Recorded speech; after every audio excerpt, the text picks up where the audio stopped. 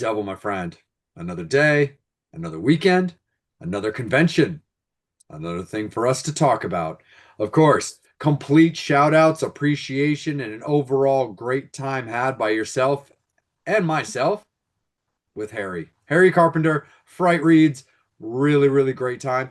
Cool one, just kind of a one and done day for us, but it was just because honestly, we had a really great day. We got a lot of things accomplished. It had that kind of feel where, like, you had obligations, I had obligations when it came to day two. There was the possibility, of us making an appearance on the second day. It really was just kind of have to kind of see, how it played out to us. But overall, it was cool, man. It had some fun guests. Little bit of minor downers to a couple of the guests that, like myself and Mrs. Vamp, for example, were really stoked to meet that had to cancel due to filming. But that's also just kind of life of the con scene. But overall, man, it was still great. It was so much fun. You had the Tromeo and Juliet people. We had, Harry doing his thing. Jenny Allen was there, so I was able to get her new book. And so that was super duper awesome. But overall, man, it was an enjoyable time.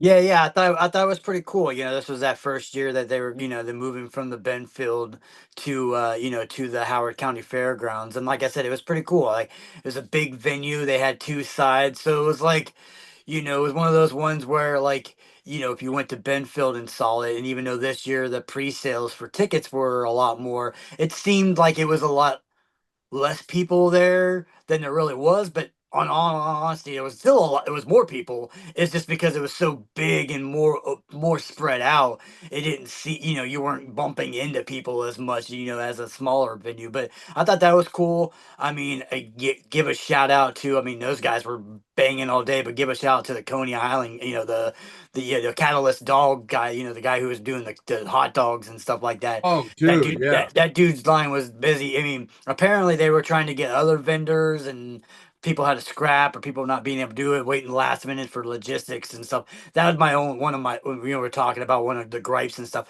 I wish they would have had a little bit more vendors, like at the con we went to where they had three or four different food people, so it wasn't as bad. But I mean, props to those guys for banging, and that line was nonstop all day long. But Yeah. they still put out a good, we got some smash burgers, and Miss Devil got some hot dogs and stuff like that. But everybody was enjoying that. But yeah, I liked it. I thought the new venue was really cool. I think it was cool that we got invited to not only do press and stuff like that, but we also got invited to have a table and maybe sell some Yeah. merch and stuff like that. So that was kind of cool, to be able to come in during the vendoring time and see this new place and how it was spread out. But yeah, I thought it was really really cool. I thought it was a cool turnout. You know what I mean? There was a lot of cool vendors, a lot of different ones.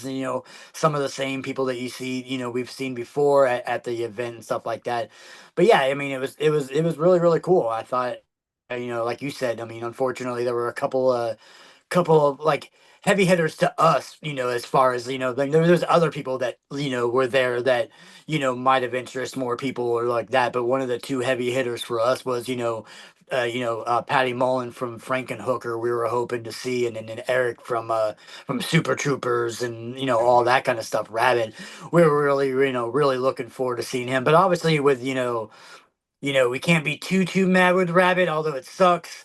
And it seems Yeah. like, every time, the Super Trooper guys try to come to Maryland, it's something that happens all the time. But I yeah, know. they're filming right now, Super Troopers 3 right now. So, it sucks that we didn't get to meet them and talk to them. But They couldn't have waited a month though, Devil. yeah, we could, but at least we know we're getting that and stuff like that. But it was pretty cool.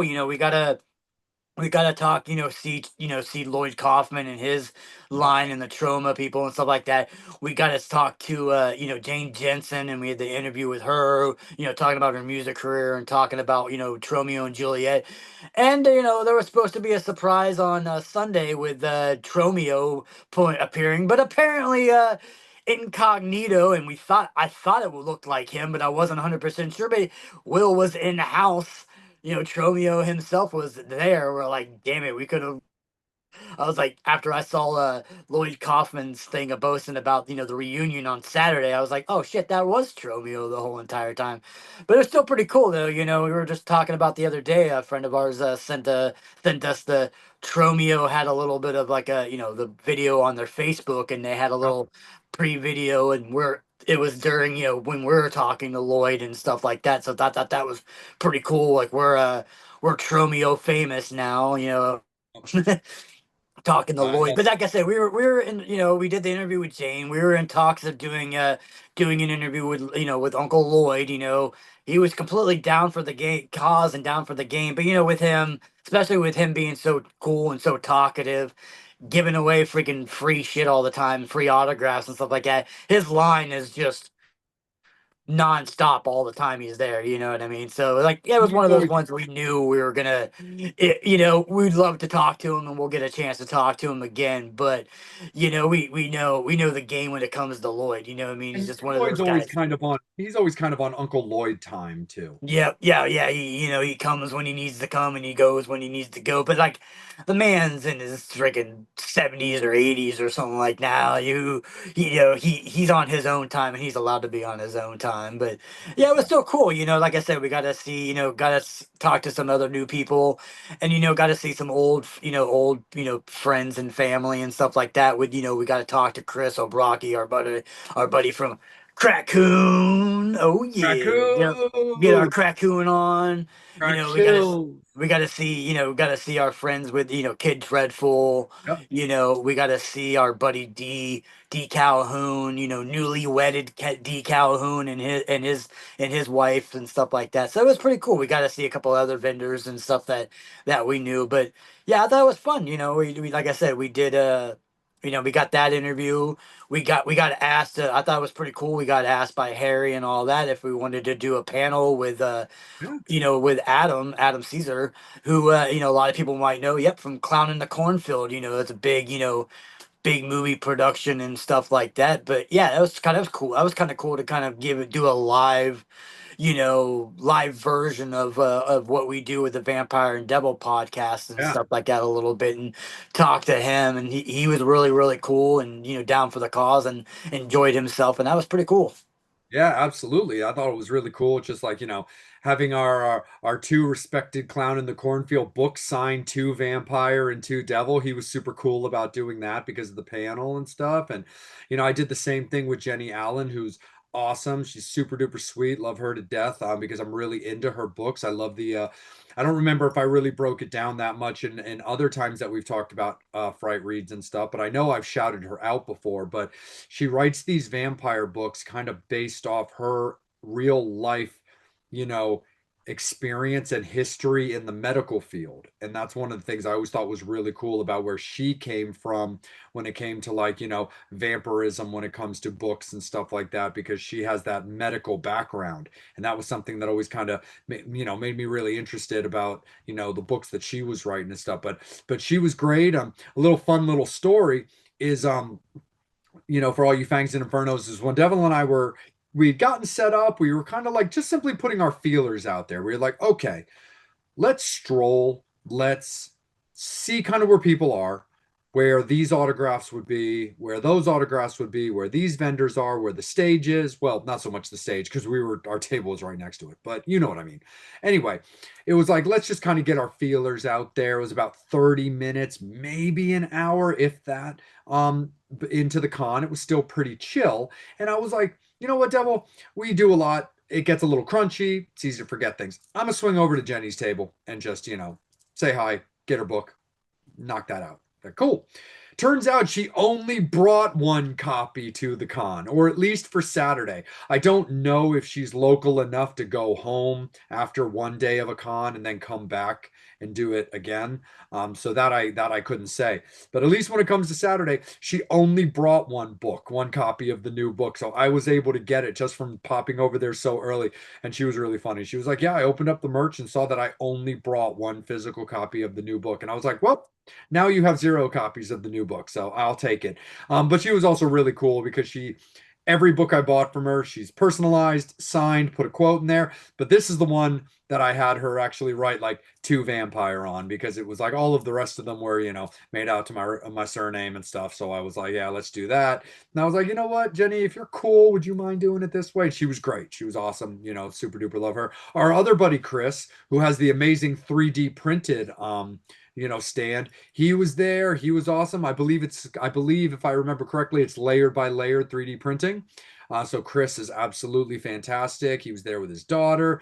She won one of the awards in the costume contest, and he was getting his like Papa Emeritus on with the look of the current singer of Ghost, Tobias's current look with the silver mask, and that was really cool. And yeah, one of the cooler people that we got to meet, got to interview, which kind of like, put it on my list kind of sporadically at later this past week because like with the understandable cancellations of certain talent that we wanted to meet, was when, I knew that Billy Bryan was going to be there and I was like, that's really cool. I'd like to meet the Stay Puft Marshmallow Man. I think that would be kind of rad. I love Ghostbusters as much as the next person. But then as I was just kind of looking over his like his announcement, is when I realized that he was one of the characters in Army of Darkness. And I was like, oh man, I have to. I have never gotten an autograph from anybody in the Evil Dead franchise. As I was saying that before, it actually kind of hit me later that that's technically not true. I have met Bruce Campbell, never gotten his autograph, but I met um, Amanda Sutherland at a previous con, and I forgot that she was, in the Evil Dead Rises and stuff like that. So technically, have met her, have gotten her autograph. But as far as the original trilogy, I've never actually gotten an autograph from anybody in the original trilogy. So I was like, you know what? Let me get some Pit Bitch on my Army of Darkness DVD, and that ended up turning into an autograph, into an interview. And he's a chatterbox, but he was so awesome, so much fun, a lot of cool stories, and Devil, quite the singer. Yeah, yeah, yeah. He was like, I mean, even when we first met him, he was like doing it. But yeah, I mean, we got his career rap song. He got another song. He was talking about, working on set with a young actress and singing the song to her. And oh, I mean, yeah, it was definitely a lot more musical than I was expecting to be. And then even after the interview, it got more because we were talking about him, the possibility when he was younger to do the Arlo Guthrie's, Alice's Restaurant. So we're us, being a huge Alice's Restaurant, fanatic. I love that song. Listen to it every Thanksgiving on the way to Mrs. Devil's family for Thanksgiving. I mean, we don't have Thanksgiving, we have Thanksgiving. But anyway, like I said, so yeah, that was cool. It was one of those ones where it was like we knew when we were gonna have this interview it was gonna be fun and kooky because he likes to tell stories. He likes to tell us stuff. We even talked a little bit, a little bit too about all the stuff that he's done throughout his life. Him being a special effects guy, but him making the costume for the State Puff, and him being in Bicentennial Man, and him doing the Men in Black and stuff like that. The one thing that we talked about afterwards off camera was that people don't realize that if you've ever seen the latest Jackass movie that came out, there was a scene with Chris Pontius and Godzilla as a close encounter of Godzilla going around killing and destroying a thing. And if everybody out there will know what Godzilla was, Yep. him and his son were the puppeteers that were controlling Chris Pontius's Godzilla the whole entire time. So we thought that was kind of funny that he told us about that. But yeah, we loved him. I mean, he I'm was just almost a little sad, Devil, that that wasn't in the actual interview. yeah, yeah, that would have been pretty interesting to talk about. But yeah, I mean, he was a super, super nice, super cool. Definitely a person that when you were talking to him, he'd tell you cool stories, and I like that kind of stuff. Even when you talk to actors and stuff like that. But I like talking to the stunt guys and the people behind that because they'll tell you like behind the scenes stories and stuff like that. So it's always really cool. Like I said, he was super nice, set up right next to he was right over there by the Charm City Ghostbuster guys, and they had they had the Ecto one and stuff out, and then right next to it, you got to see the Jeep from Jurassic Park was there and stuff like that. There at one point the DeLorean was there, and when we were talking about Lloyd Kaufman, he just posted a picture about him and Toxie got into the DeLorean. So who knows exactly what shenanigans happened? Hopefully they went to a better year than 20. Maybe they went back to 2020 and fixed it or something like that. Who knows what Right. Toxie and Lloyd did? They probably didn't. They probably went back to the 80s to do some more cocaine and write some more crazier shit. But that's probably who knows. But yeah. But anyway, who. we were talking about that and stuff like that. So that was pretty cool. Like I said, and then we did like you said, we've always, when we do these shows and we do these, these cons, we're all, like I said, we've always been a fan of, independent artists and independent directors and writers. And we got to talk to somebody you're familiar with, you have been friends with from years and years ago, but with Matt and Mike, who wrote, Matt and Breakfast, Mark. Breakfast in Bed, or Bed and Breakfast, or Dead and Blood, Breakfast, blood and or breakfast. Blood and Blood and breakfast. Breakfast. I know it was one of those breakfasts that somebody was dead and someone died, or somebody did something with the breakfast in their bed and something like Yeah, that. Matt and Mark. Yeah, Matt and Mark. Yep. But that was cool, talking to them about, and stuff like that, and possibility out there, some maybe some spoilage news, but with the new project that the two guys were talking about, there may be a possibility that yours truly, Vampire and Devil, will be casted into the movie. Maybe not like a main part, I would imagine not so, but maybe we'll have a little cameo in there or something like that. So like, we were talking to them about stuff like that. So who knows? It might be some Vampire and Devil cameos coming out into the horror realm. Definitely a possibility for sure. That was awesome. And then yeah, we talked to Jane Jensen Devil, like you said, and she was absolutely awesome, right? She was so sweet. She was supportive of the page, she loved, she can't wait to be like, she's like, tag me in things, make sure that I know when everything's posted. And it was so cool just hearing her like talk about just how ingrained in the industrial scene that she is. Like, don't get me wrong, she looks exactly like she did back in Romeo and Juliet.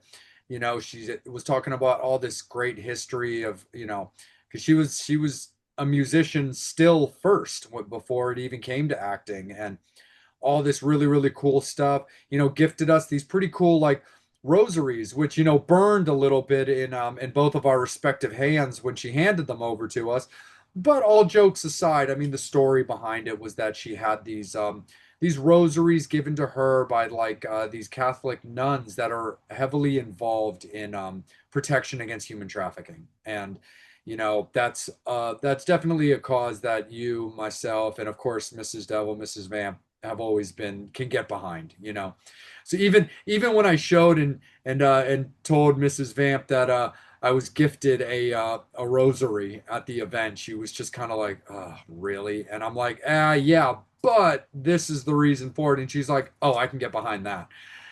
So we're always down for that. But she was super cool. She was so great to her fans. She was so great to us. She kept walking by the table and then going back and getting lost, and then we'd have to find her again. And she was just super duper awesome. So that was a really cool, interview, getting to talk about how she came up and her upbringing and doing music and doing movies and all that kind of stuff. And ultimately that leads to our panel discussion with Adam Caesar, from Clown in the Cornfield, which was great. Being up there on stage, kind of having a bunch of eyes focused on us in a interview that we could really dictate that way was really, really cool. And, I think it was just, super awesome for Harry to trust us with that opportunity. And Adam was just super duper great. It was fun having like a little debate with him about Nosferatu, where he sees something one way and I see it a different way, but it was really cool. But hearing the history of like Clown in the Cornfield and then being so dedicated to this slasher character at a time where not long after, he wrote the first book was when the bubble kind of popped a little bit when it came to killer clowns. Because of course you've got the history of killer clowns with It and Pennywise and Killer Clowns from Outer Space. And he loves the movie Clown just like we did. And we mentioned the movie Stitches. But then it wasn't that long after the publishing of Clown in the Cornfield that, the Terrifier bubble kind of popped and really started getting a lot of attention. So it was interesting hearing him talk where he doesn't find it to be as much of a threat, because they were a little bit more established. It was that it's a different style of killer, and an overall different way of storytelling. But I also liked the fact that he loved using such a campy title that people were shrugging off on purpose. Like they were like, I wanted to read your book or I wanted to do this, but I kind of couldn't get past the campy title. And he's like, perfect. Yeah, yeah, yeah. I thought that was pretty cool. And like I said, we had a couple people after we did the panel. We're like, oh yeah, you guys had a really good panel, and and like I said, I mean, it kind of worked both ways because obviously, Adam's going to be there promoting, promoting Clown in the Cornfield and all that kind of like that. So people, afterwards, after seeing the panel, went over to, went ourselves included, went over there and got a book or got the DVD or got a poster or got something from them, and that was cool. But it was also cool because it was kind of we were able to get our name out a little bit, and people could know who we were and stuff like that. So yeah, I'm hoping hoping that when next year. We'll be able to do that. I wouldn't mind mind doing the panels and stuff like that because it's just cool. It's fun. It's something that Yeah, we like doing anyway, and it's just you can get it's tough because most of the times when they do these panels, it's usually like, Harry or somebody else is kind of doing the hosting, and it's like, well, he's like, yeah, he knows it. We know what we're doing. We know our way around a microphone and stuff like that. I thought it was kind of funny, things like that. Yeah, it was just cool. I was like, the music they were playing. Funny joke about that. They were playing music throughout the whole entire time. Obviously it's a kid fun, kid friendly ish, event. So of course there's spooky stuff and scary stuff, but it definitely is still a very kid friendly, event. Fright Reads has always been a horror book haven, a festival, for all ages. You know what I mean? It's not meant to be too overly gory or scary, for kids, but the kids can have fun. But the music was very typical Halloween kind of stuff, kid stuff. But as we were packing up and leaving, the last song we got to hear was little Bloodhound Gang. yeah, So we're like, go. I was like, oh wait. I was like, now that everybody left, it's adult hour now. We get to listen to that. So that was kind of cool. But yeah, I loved it. I thought the event was. I thought it was really awesome. I hope like I said, unfortunately with both of our schedules, we weren't able to do Sunday, but from what I've seen, Sunday was really good. I know they had the hip hop group, the hip hop McDougalls or whatever they are. They're like I heard that was a big smash and stuff like that. So I heard, seen that there were some cool things that happened on Sunday. So yeah, like I said, overall, I thought it was really cool. Like I said, I liked the event. I mean, the plus was the ample amount of parking was yeah, nice.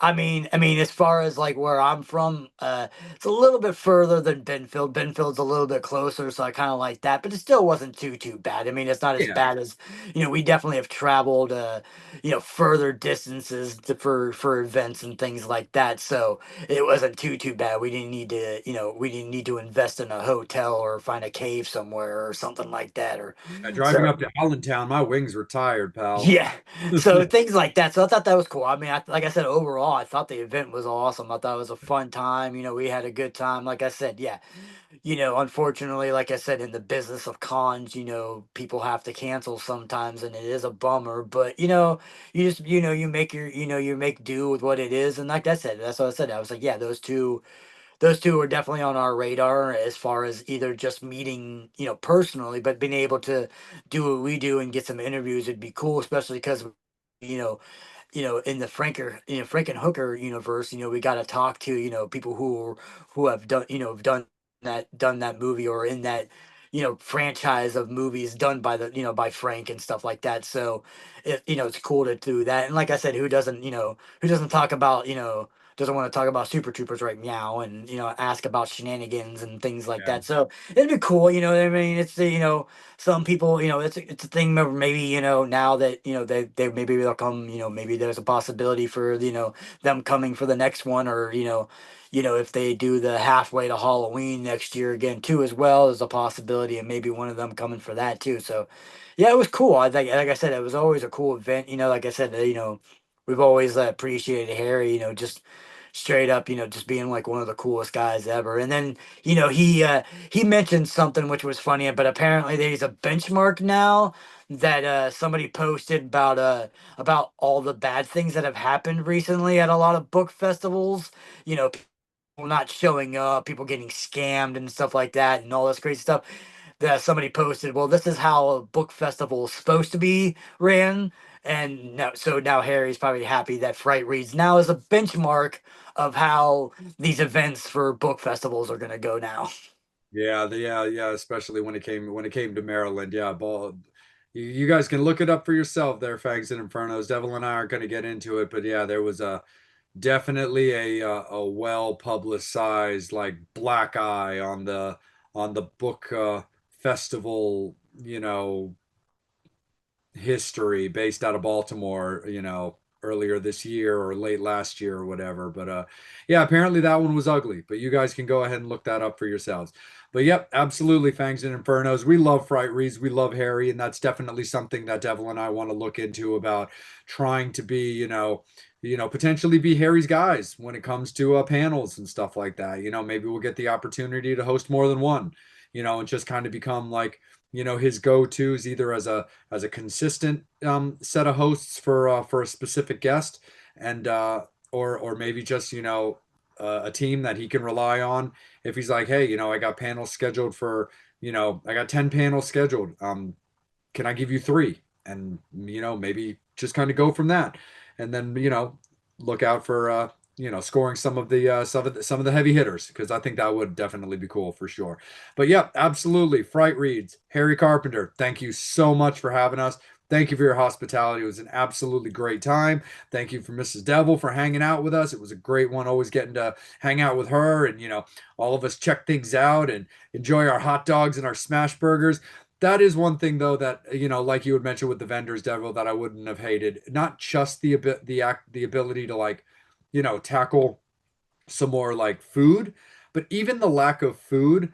I just kind of wouldn't have hated for at least there to be a little bit more like drinks available. Like you and I came prepared, so we didn't really have to worry about it too much. But like I would have preferred there to also at least be like just the abilities to grab like soda or water or this a little bit more accessible. I was like, I think that would have been good. That would have been nice. But other than that, overall, great time, great success. Definitely looking forward to the next one. And hopefully we'll get Eric, hopefully we'll get Patty back and be able to hang out with them, see them, get stuff signed if we want to get it signed, but definitely get our photos, with Rabbit and with Frankenhooker and all that great stuff. But yes, again, thank you so much there, Fangs and Infernos. We're gonna sign off here for our review of Fright Reads, but another great time had by myself and the Devil.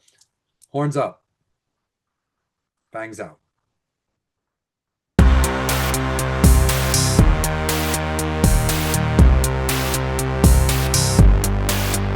What's this all about? What are you guys even doing here? What are we doing here, Billy? What are you doing here?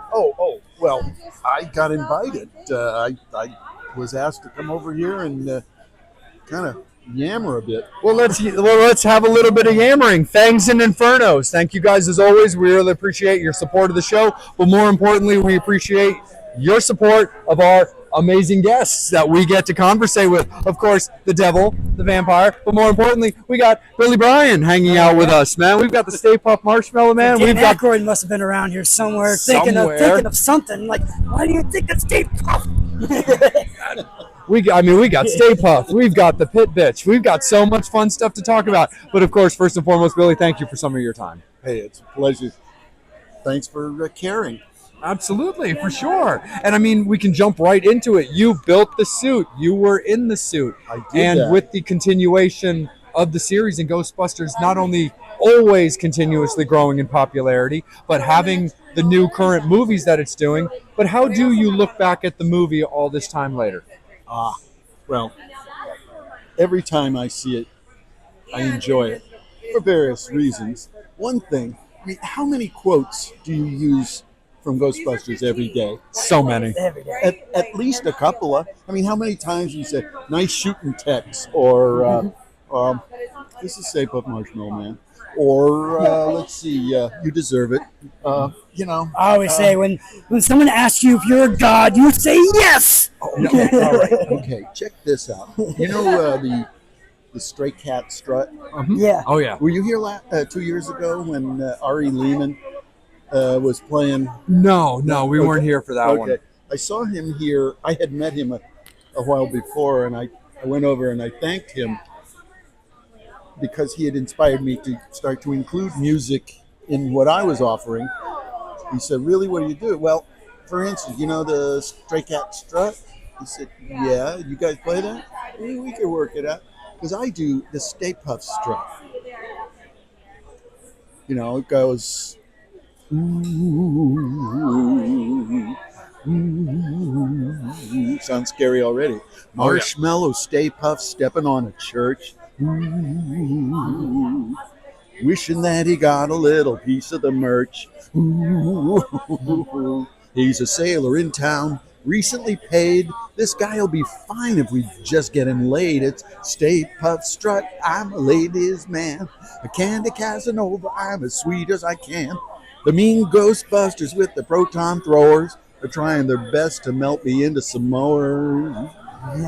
Devil, we might have to put together a compilation album, man. Yeah, there you go. So Ari said, "Hey, we're going to play a show later on, and if you'd like, we'll call you up after you're done." And so they played their thrash metal stuff, and people were dancing and bumping in each other the way they do. And so I got up, got the mic. I said, "Well, this next song, it's going to be a bit more mellow than what you've been hearing. So if you need to mosh, please try to mosh mellow." And then we went into it. That's awesome. Actually, there's a convention that Devil and I are looking at attending a little bit later that Slim Jim Phantom's going to be at. Yeah. Oh, okay. I'm not sure who that is. Oh, the drummer of the Stray Cats. Stray Cats. Okay. Yeah. Wow. Yeah, and we've did other interviews with Ari before. We got to we got to see the first Jason's play. Oh, Yeah. nice. Big guitar. that he does. After he was after my song was over, he said, "Up first, ladies and gentlemen, the Stay Puft Marshmallow Man and first Jason on stage at the same time." And then this. No, but please. You know, you remember Call Me Al? Mm-hmm. Yes. You know, Marshmallow Man walking down the street says, "Why am I soft in the middle?" Says, "Why am I soft in the middle when I should have been J. Edgar Hoover? I'm selling photo opportunities. I get a lot of attention. How'd I end up a cartoon at a monster convention? Oh. Ghostbusters. Terror dogs in the moonlight, far away in the next block over, Mr. Marshmallow. Get these mugs away from me. You know, crossing streams is not amusing anymore. I will be your Gozer God. You can be my longtime fan." I love it. "You can call me Billy or Stay Puft when you call me the Marshmallow Man." I love it. I grew up on like Simon and Garfunkel from my parents and stuff like that. I always love You Can Call Me Out, and I think that's super duper awesome. Devil, before I kick it over to you and let you take it away, you built the suit as well as played in the suit. That. Was that always the plan? Actually, I didn't know that I was going to get to play it when I went in for my interview, but once I told them how I was going to build it, they said, "Okay, then you'll wear it too." Make it fit you. Well, okay. And so I did. I made it fit, made it comfortable, and the rest is history. Did you ever have any reservations about stepping on a church? Not about stepping on a church. My wife did tell me she would divorce me if I put on a burning costume. Oh. So Tony Cesar did the burns. She did divorce me, but it wasn't because of that. So let's see now. Other reservations? No, you don't have to make reservations to step on a church. Come on, you can just walk in and step on it. Nice. Speaking of people that might not always be as welcoming, Devil. Oh yeah, so we talked about working on that Army of Darkness. Talk about working with Sam Raimi and Bruce Campbell. As one of the most iconic scenes in that beginning, just setting up the movie exactly with the bell bitch. He's pretty amazing. Sam is so fun. I mean, I didn't just tell you how I got the gig, did I? No. No, I told somebody else that came by. Because I was working at KNB. They were doing the effects for Army of Darkness. Yeah. And they asked me to make some background skeleton suits, just black unitards with foam bones glued onto them.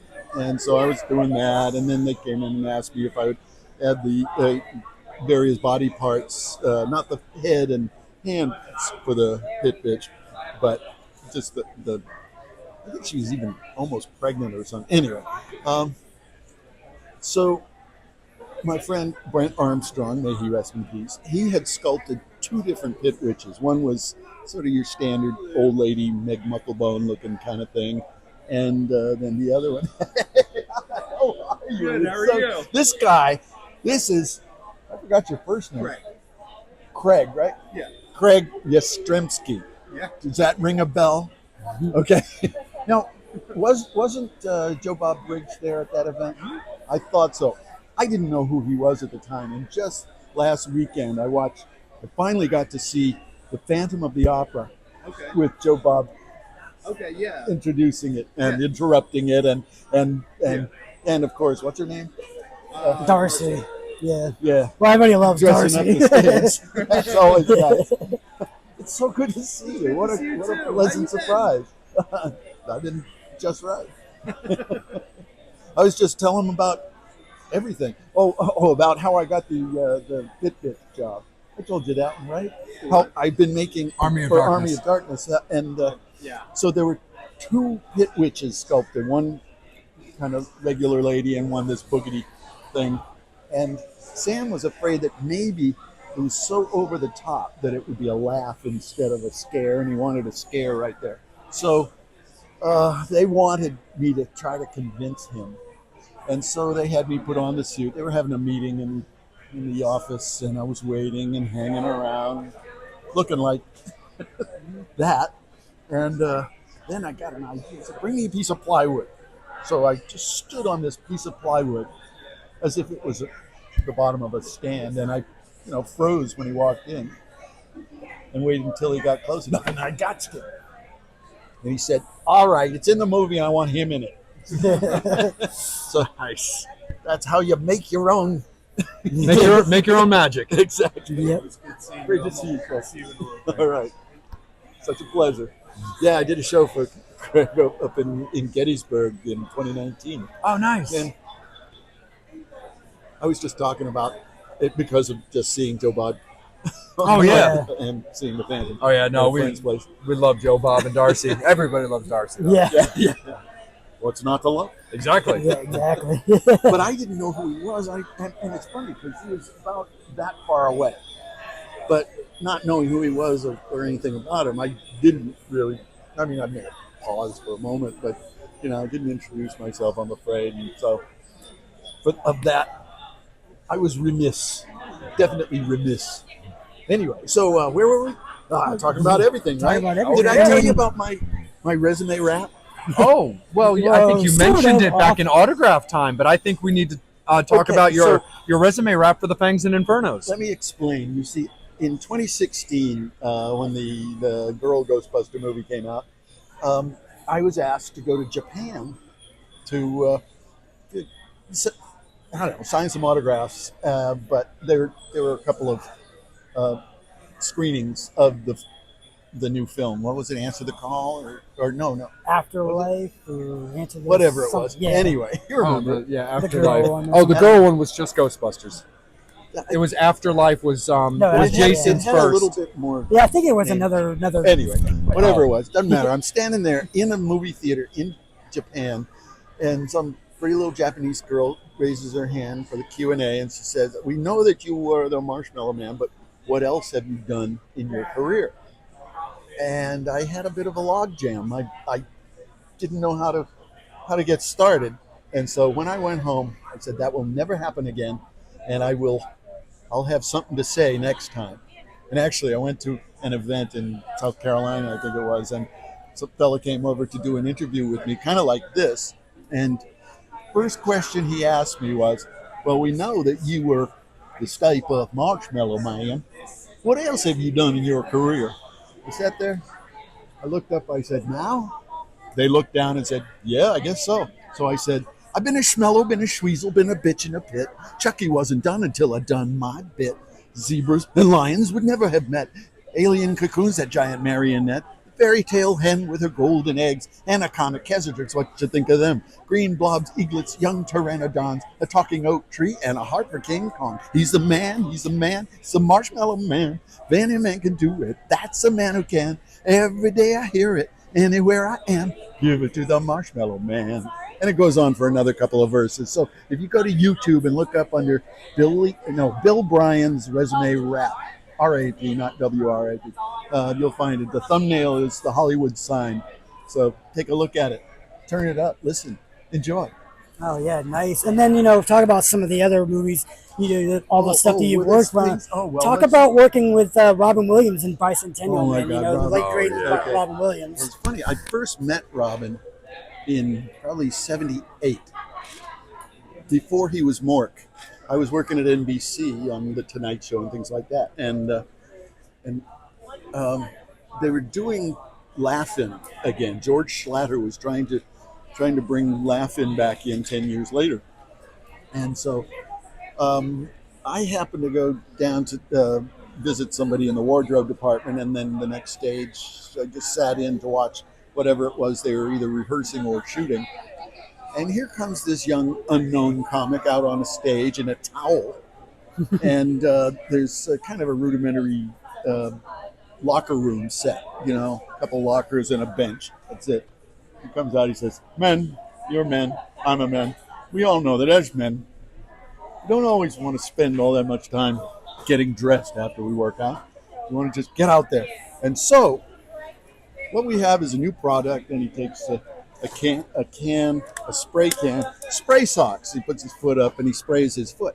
But the first time he does it, he hadn't shaken it. So no paint came out on his foot.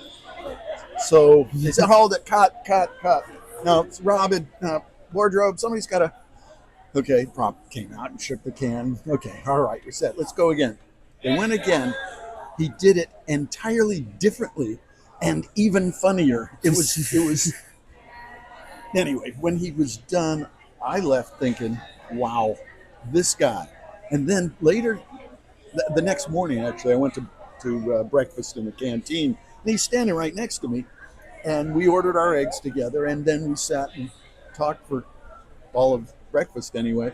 I told him about how I was doing Shakespeare out in Topanga, and next thing I know, a year later, he's Mork, and he's the Grand Marshal of the Topanga Days Parade, because now he's moved there. I think I can take a little credit for that. And while there, actually, I took a couple, or somebody took a couple pictures. I had some weird foam things. I put one on his head, and he wore it and laughed about it. He didn't remember it when we were doing Bicentennial Man 20 years later. But I showed him the picture, and he said, "Oh, that's what I was doing back in '79." So, funny thing is, Robin and I are the same size, except that he was making a little more money than I was, and he was doing more mountain biking than I was doing. So we just had to leave a little bit more room in the suit than I had for those two places. But other than that, I mean, we built the suit on me. Oh, nice. And so there were various versions of it along the way. Remember, iMac had come out with the aqua and clear or white. And anyway, the little iMac. So we did a version like that. It would have placed it in time a little bit too securely. So ended up changed. It had a different. It was more like this sort of beige gold champagne. Anyway, that kind of color for the suit. And when we first got the job, it was partly we got it because I had made. Remember Superman Lives? Nick Cage was going to be Superman. Yeah. He was Yeah. going to die, and then there was a regeneration suit that was going to bring him back to life. It was Christmas time. I needed some work. I was working at Steve Johnson's XFX, and they had the preliminary job for that to come up with a suit, and so they were sculpting this suit that it was like ribbons of clay around vacuum form panels, and the panels didn't move. It only moved in between on the rubber sec. Anyway, it wasn't going to work because there wasn't enough movement, enough room for things to move. I said, "Give me a bunch of those vacuum form parts, and let me just go up in my loft and fiddle with them for a bit." And I created. It was like armor, clear armor, hung together with little sort of strands. I was using springs at first, but they didn't like that. And finally, they were inside uh, tubing, actually clear plastic tubing. And so um, it was an entirely hard suit, overlapping plates. Well, when it came time, the movie didn't get made, and so we shelved that. But we had footage of the suit with lasers inside, and shooting out and all that. So when it came time, uh, that was shown to the producers, and they said, "Oh, you can obviously make a solid suit, so let's get started." So they gave us a chance first to build an arm. So I made the arm here. Somebody else did a hand, and I decided that it would be cool if, like an action figure, you know how the ball shows in the middle of the joint on a Spider-Man action figure. Yeah. So I made a ball out of little leaves that overlapped and then elastic on the inside, so it would collapse and then open up. So it looked like the bar was there or disappearing inside the arm, but it was really just collapsed. Anyway, so that they were impressed with that. The other guy, he had like accordion uh, things on the fingers, and they looked terrible. We ended up using the little ball, but so there were a bunch of parts that I ended up designing for it over the course, and then we got to where it was about time to shoot, and they said, "Who's going to dress him?" And I got invited, partly to dress Robin and to double him in the suit. So I ended up. He did 40 days and 49. Well, 40 days in the suit, and I did about 25, maybe 26. Most of my scenes were just over the shoulder, doing the drawing, catching the spider and taking it outside and releasing it in the wild, that kind of thing. Robin was afraid it would get under the panels and bite him. so I got that scene, just the hands really.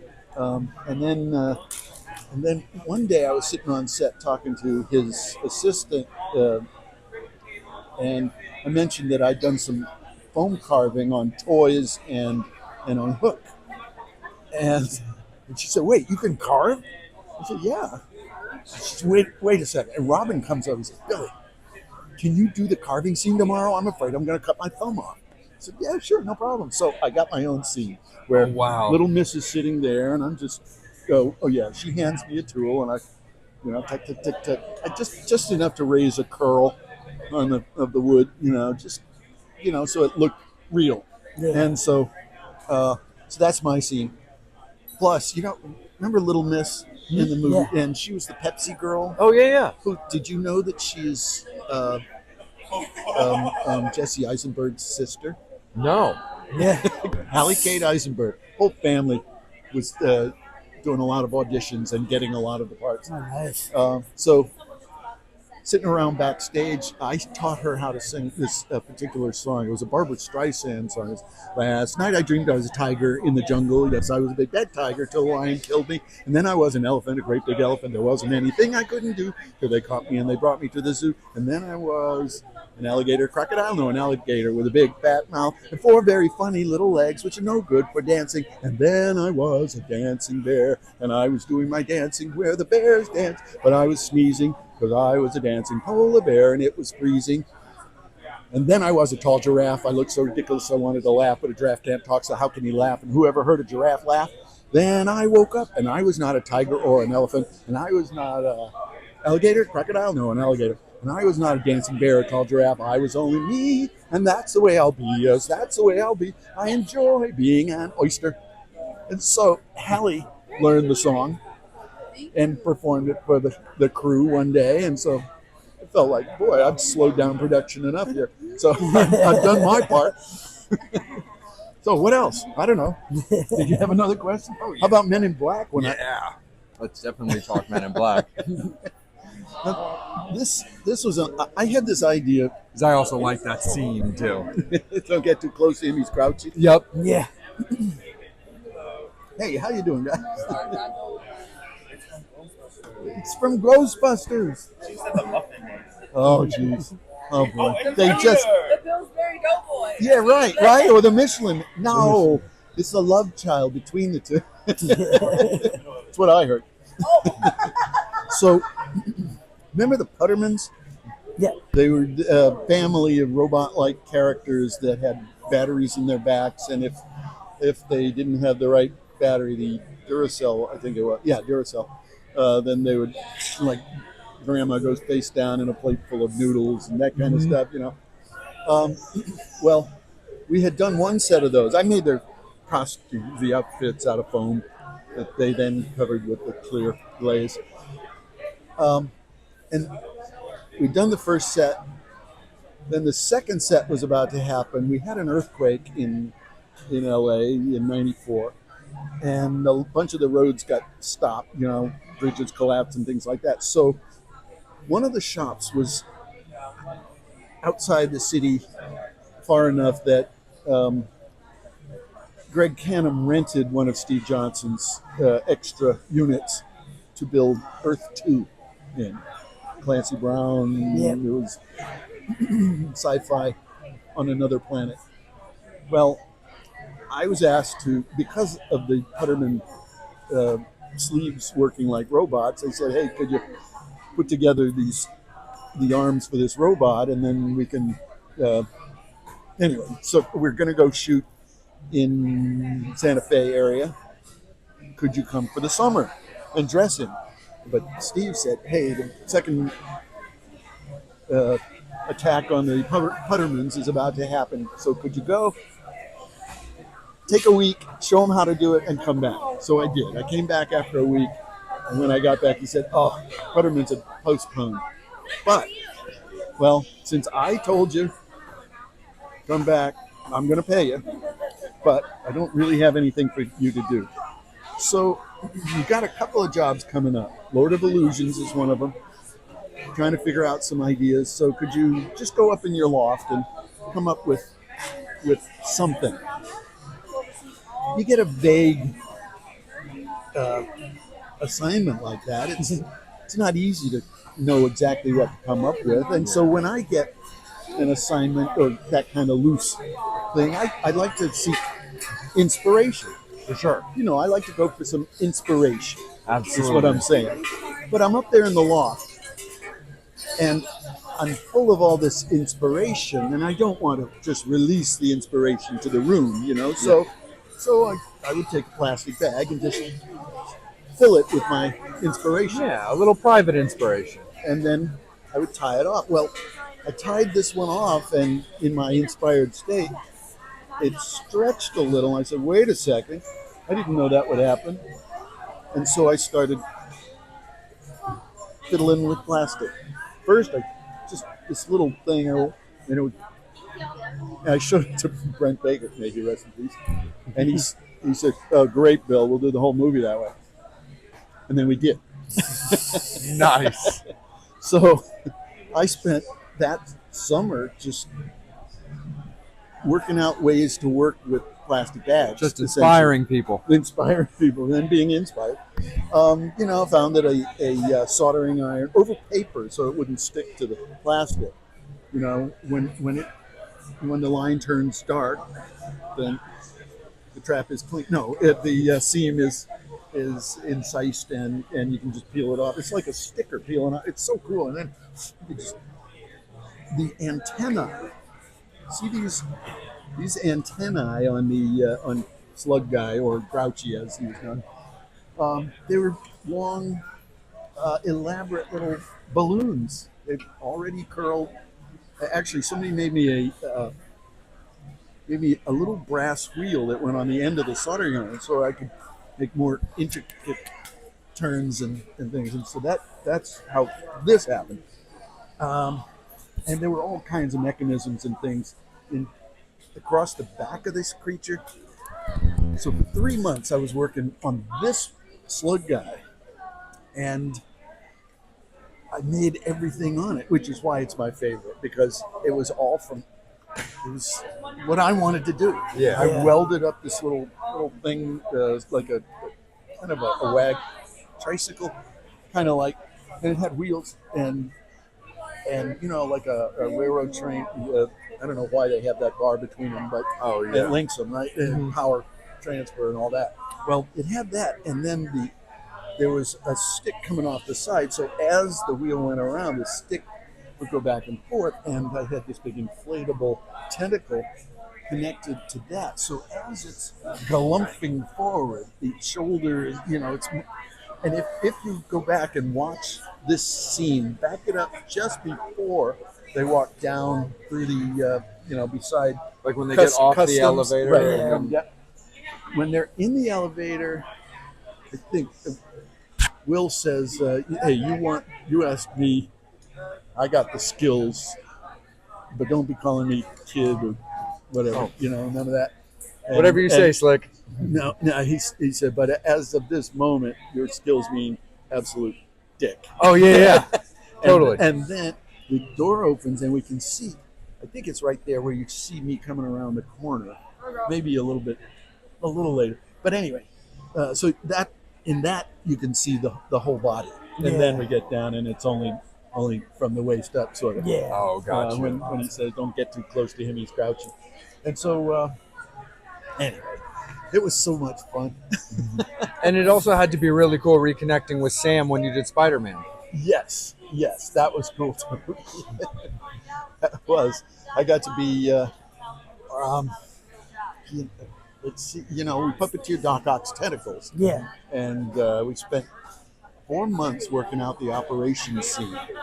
They gave us that to figure out if you guys were going to do this, how would you do it?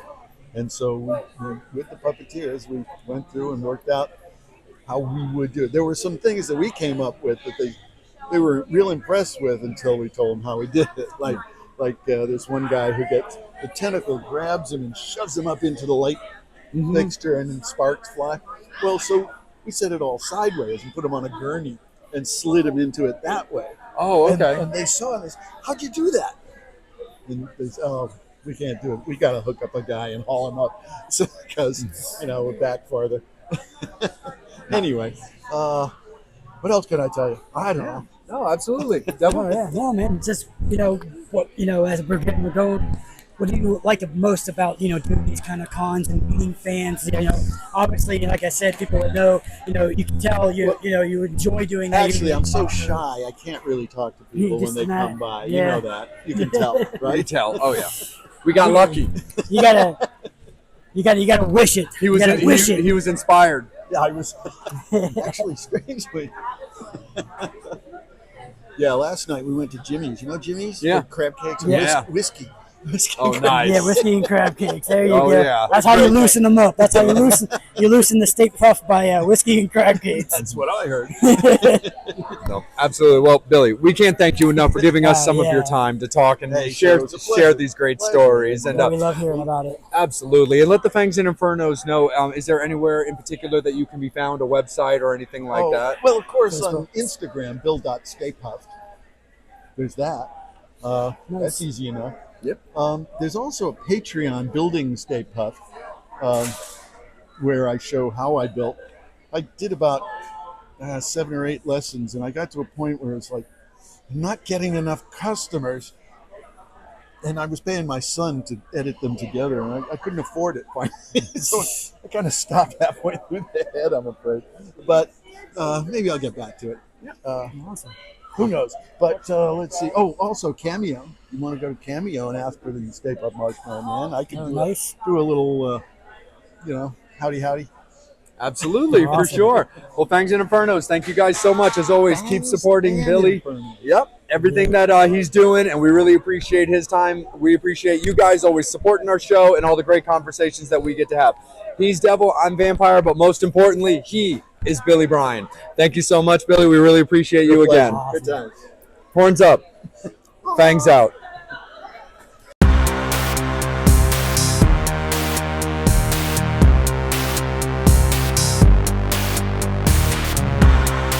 knows we are super stoked to be right back for you, and we're going to get a little bit musical with you right now. We really appreciate, of course, all of the courtesies that you showed, not only myself, but of course the devil, but more importantly, the guests that are giving us some of their time to talk about everything that's going on. So we've got a little bit of trauma with us, but we've also got a little bit of music, and that's how we're going to go, a little bit of everything. Jane Jensen is joining us right now. Jane, thank you so much for some of your time. My pleasure. Happy to be here. Absolutely. Well, we really appreciate you being here. Well, you just got off stage. You know, you're here at Frightreads, you know, and you're meeting your fans for the movies that you've done, but also performed for them live. First and foremost, how was it being up there? It sounded great. It was a lot of fun. It was great to see my familiar faces, trauma friends, and family out there. Yeah, I had a good time. Absolutely. When it came to what you were designing for a set list, when it came to performing today, you were doing an acoustic set. What was it about the songs that are yours, and of course the songs you wanted to perform, that you thought would work best for this environment? So what I did was choose songs that I have had licensed in horror films. Most of my career has been about licensing music. So I have my music licensed to broad projects like sports and commercial and film and TV. But I focused on songs that I have placed in horror films, specifically the horror genre. So it was fun, revisiting these songs and looking for a way to play them acoustically, where it would still be a good representation of the song, but would be something that I could share here at Frightreads. Absolutely. And you didn't perform it today, which is okay, because you had actually told us that you're still kind of working on how to transition from like an industrial song to more of an acoustic song. Oh, you're talking about the song "Meet Again" from The Crow. Absolutely. I'm a big fan of the franchise, so I definitely wanted to ask you about that song. So the story with that song, it's called "Meet Again," and that was a song actually not written by me. I sang it, but it's written by Marco Beltrami, who is a very famous music score guy, composer. We were put together to write that song. Actually, he wrote the song, and then I was brought in to do the vocals. So even I didn't write any of the lyrics or the melody on that one. That's all Marco. But I got to sing it. It's a beautiful song. And it just occurred to me, like 3 days before the event that, I should put that in the set too. And it just wasn't enough time to learn it. Yeah. So next year I'll come back and play Meet Again. Absolutely. That'd be awesome for sure. And how did just getting involved with that Crow movie happen? Like, how was it just, your availability as a singer? Like, is that kind of how you were approached, Right. I was living in Los Angeles at the time. I was working closely with a guy named Jim Cardillo, who is a label guy and super creative. He's not an A&R guy. He's a music supervisor type. And so he came across this opportunity with Marco, and he said, "I know just the girl for this project. It's Jane." And so that's how that came together. Very cool. Absolutely. Devil, my friend, let's kick it to you. I mean, as if we're talking about it right next to Tromeo, right next to, the Lloyd Kaufman and all that good stuff. Talk about doing Tromeo and Juliet and your memories of making a movie, which, is coming up, anniversaries of it and stuff like that. Just being in a movie like that, working with those kind of guys, but also working with, James Gunn and the Sean Gunn before everybody who in the world knows who they are now with the big, huge Marvel and stuff like that. Talk about just doing the, such an awesome rendition of, obviously, Romeo and Juliet. It was a really exciting time. There was a lot of chemistry between all of us as a group, as a cast. Also, the whole production crew. We just had a really good time. We had a great time on set. They were long days, but we enjoyed each other's company so much that, we really had a great time. And for me, it was my first summer, I think, in New York City. So it was the most exciting way to spend a summer making this movie. Today I played a song that is an instrumental piece that is the segue between the scene where Juliet's sulking in her bedroom to when Debbie Rochon comes in, who plays Juliet's nanny. But anyway, I was explaining how Lloyd and James asked me to just play some music, but it can't be a song anyone would recognize, so just make something up on the spot. And I was so nervous because I was getting ready to do a love scene with Debbie Rochon, so Yeah. there was just no way that I was going to be able to relax enough to make something up and be creative. So I played an old song that I had written quite a while ago, and I shared that today as an instrumental. But it's funny preparing these songs for today. I thought about like that, for example. I hadn't really thought about that in a long time. There's so many great memories from making that film. The cow monster is represented back there. I don't know if you guys want to get that in the shot, but I didn't expect to see her today. So, there were many hours sitting in makeup, getting the cow transformation on, and then the many hours getting it off after the day was done. We got her right on the end. Yeah, there. as I said, right on the end cap of it. Oh, yeah, there she is. There Yeah, she you can is. see her. She's going to be part of this. Yeah. Right on. Anyway, yeah, so many good times. So many good times. So many, friendships that I still maintain to this day. Absolutely. Say, for sure. I always ask actors, do you watch your films? And have you recently watched? I just watched Romeo and Juliet again last night. It's been a while since I've seen it. I'm like, oh my Lord, I forgot like all the crazy shit that was in that A film. lot of crazy How do you remember thinking like when you were making that film, no one's gonna get this, or like maybe we've gone a little bit overboard with some of the stuff, or you were like, whatever, we're young and dumb, we don't care. Above. I thought all of the above. But yeah, it was a blast, and it was a lot. It was, Lloyd just, I think, went for it with the film, and it's trauma. It's trauma. Yeah.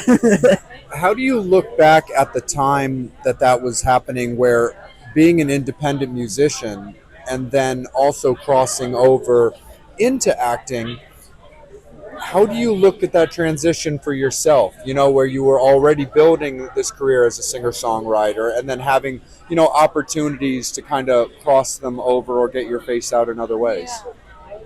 I guess I had been doing both really since high school. I'm from Indiana, and I was doing commercial work and stuff like that, and playing music, and I was in a band when I was in high school. So they both always been kind of commingled in that way. But More Than I Can was the song that I did that got me signed to Interscope Records. But it was also the first song that I ever had licensed in a movie, and that song was a Troma movie. That film company was a Troma. So that was really exciting for me, and it gave me a real feeling of validation in a different way than being cast in the film. Because it was my own creative endeavor. But the two things have worked well together through the years, I think. Absolutely. Yeah. Who are some of your Devil? Who are some of like your inspirations coming up in music? Like some of the bands or independent artists that really inspired you growing up? Well, I really love Nick Cave. And these things, they change for me so much. I'm into something for a while, and then I put it aside, and then 2 years later I'm back into it again, but I'm into something else in the meantime. My favorite singer is Sinead O'Connor. For modern music, I love old folk and bluegrass, and I love all the industrial stuff, obviously. I'm hoping to see 9 Inch Nails coming up here in the end of September, the last show in LA. We'll see. Cold Waves is today. Yeah. Yep. So I'm missing that one, but I'm here, so what could be better than that? Absolutely. Yeah, I have so many musical influences. It's so hard to, choose one. But I'm listening to a lot of Nick Cave these days. Nice. Right on. Awesome. Yeah, Devil? because you were talking a little bit about that, getting on Interscope. Talk about getting on that label, because you were talking about with 9 Inch Nails and stuff like that, being on a label that was the forefront of pushing that type, the industrial metal Right. at that time. Right. Well, now that I think about it, it was More Than I Can got me signed to Flip Records, which was a small independent label. And I got signed to Interscope because an A&R woman there heard my song Love Song, which is a little bit of a different vibe, on one of the college radio stations. So she tracked me down and started coming out to New York to my shows from Los Angeles. And she was really crazy about my music and had a feeling about it and really pushed to get me signed to Interscope. Awesome. And so that's how that happened. And then, when you're talking about doing the Tromeo and Juliet, was that something that you had to audition for, or Many times. How was the process of getting yourself into that film? Many times I had to audition for that. Yeah, it took Lloyd a long time to just finally give in. And thankfully we did, because it was such an iconic film and stuff like that. Like I said, it still boggles the mind, like I said, watching it now, how films like that movie would never get made nowadays with No. with the PC world and stuff like that, and things not doing that. Just other than that, like, what other projects do you remember like working on that you just like that just inspired you so much when you think about, like, oh my god, I can't believe I got to do this or I got to do that, as far as like either with music or that being able to go on a tour with somebody, or just Right. seeing somebody, or even doing cons and seeing people who are icons and idols So, of yours? I would just recently I had an opening slot for Paul Barker Oh, yeah. from Ministry, Led Into Gold, and that was I kind of felt like I think I could be done now. It was such a great spot for me, and Ogre from Skinny Puppy was out there in the audience. Oh, nice. And just like amazing. So I felt really lucky to be able to do that show. LA Industrial was the group that put that together and promoted it. So that was amazing. And then recently I got to go to Chicago, and I played a show with lots of great bands, but particularly Go Fight. And that is the reorganization of Die Warsaw, an industrial band Oh, nice. from back in the day in Chicago. So that was really ideal as well. And the Chicago crowd was there, lots of great bands. I could go through them all right now, but I'm not going to, because I know that I'll forget someone. So, but I know Martin Atkins came out to see it, and I got to go see the Museum of Post-Punk and Industrial Music. There's a T-shirt right there. And I love that place. I love being there. So it was just a really idyllic sort of music weekend for me. Oh, yeah. See so many old friends, and my label, Distortion Productions, is the one that put that event together. And their cause is Electronic Saviors, Industrial Music to Cure Cancer. Oh, nice. Oh, that's awesome. Yes, a couple of really good friends of ours, in Ryan and Amir, who most fans and Infernos will know as the original guitar duo of Orgy. They're currently out on tour with their band Julian K, playing with Union Underground, and we're big fans of what they do and everything like that. I would like to see that show. Oh yeah, Yeah. us too. They were in the area last night, but Devil and I had prior obligations. Unfortunately, we weren't able to make that trip. But we love Ryan, Amir. We love you guys. We love them, and also the original guitar player in Union Underground, who's not back in the band right now because he's out with Lita Ford, is our friend Patrick, and so we love what goes on with him. But but we definitely wanted to do that. But also, speaking of cool things, because you were mentioning the cure cancer and everything, when we were talking to you earlier, you had mentioned the human trafficking thing. Right. And we'd love for you to talk a little bit about that, because we really appreciated the little gifts that you gave myself and Devil. The Alliance to End Human Trafficking is a group that I love and support. They are a network of Catholic sisters and nuns who go out in the street and just rescue people from, that have been trafficked. And sometimes they work on cases for a really long time before they can actually, break someone free. And anyway, so they made all of these really sweet, have all of these really sweet rosaries that they made that I am just handing out to people that are contributing today. Yeah. And So I think that human trafficking is a problem that kind of hides in plain sight, and sometimes it can be right in front of us, and we're just completely not aware. So these ladies are working really hard to they're fearless with what they do, and I admire them so much. Absolutely. And there's a lot of unfortunate like horror stories, no pun intended, of like, especially in the industry that you're in, making it in music, trying to make it in movies, where small town people, they come to larger cities to try to make it and fulfill their passions and their dreams, and have some vulnerability to them, unfortunately, because of coming to such a large place. Do you find that with your experience in this industry, that does that add to the cause and you being a part of it, knowing that people in your line, in your line of work with your histories, have some vulnerability to them, leaving a place like Indiana to go to bigger cities? Yes, I guess that's always a risk, and it's certainly, it can certainly create a problem. I think probably the thing that can mitigate that best is, people getting educated, and education. That's really, and keeping your eyes open, and not being afraid to reach out to someone and ask if they're okay. Yeah. Um, Or if you see something, do See something something, about say it. something. Say Yeah. something. Yeah. That's the stigma with the people who are afraid to do stuff, and it's like, hey, that 1 second of you saying something could save someone's life. Could, yeah, it could. Jane, Absolutely, for sure. this is my ex-wife Stephanie. Oh, hi, Jane Stephanie. Jensen. Nice to meet you. Nice to meet you too. Wonderful. Oh, I appreciate that. Thank you. All right, walking around. Okay. You good? Yeah. I'm good, thank you. No worries at all. No, No, totally cool. Devil I've murder. been waiting to meet Stephanie for a long time.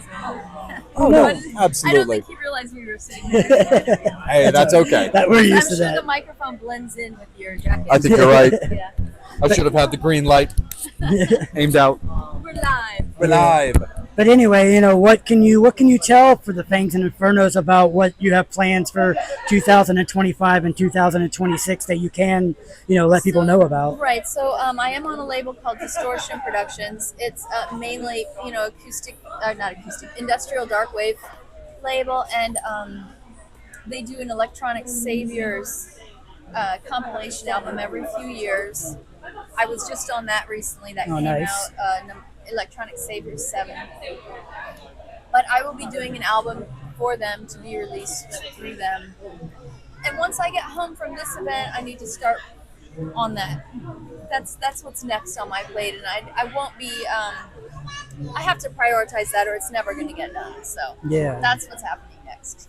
Absolutely, for sure. And Jane, thank you so much for some of your time. But before we officially let you go, can you please let all the Fangs and Infernos know where you can be found?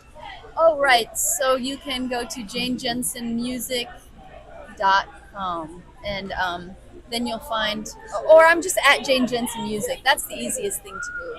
At Jane Jensen Music. Absolutely. Awesome. Well, we'll let you go. We got, fans that are waiting for your attention, and we definitely want to, of course, honor that, because that's why you're here as well. But again, we really, really appreciate some of your time. And one of the things that's always the most important to myself and Devil, of course, is that you enjoyed yourself. You felt this was beneficial in any way, and you just felt respected for your time. I had a fantastic time. Thank you, guys. No, Thank you so much, Fangs and Infernos. We appreciate you guys. Make sure that you're checking out Jane, like she said, at all of the places that she can be found. And that got new music on the way for her, and everything also going on with Distortion and everything like that. And again, shout out to Harry and Frightreads for having her out and having us out as well. Again, I'm Vampire, he's Devil, but most importantly, she is Jane Jensen. We will see you guys later. Horns up. Fangs out.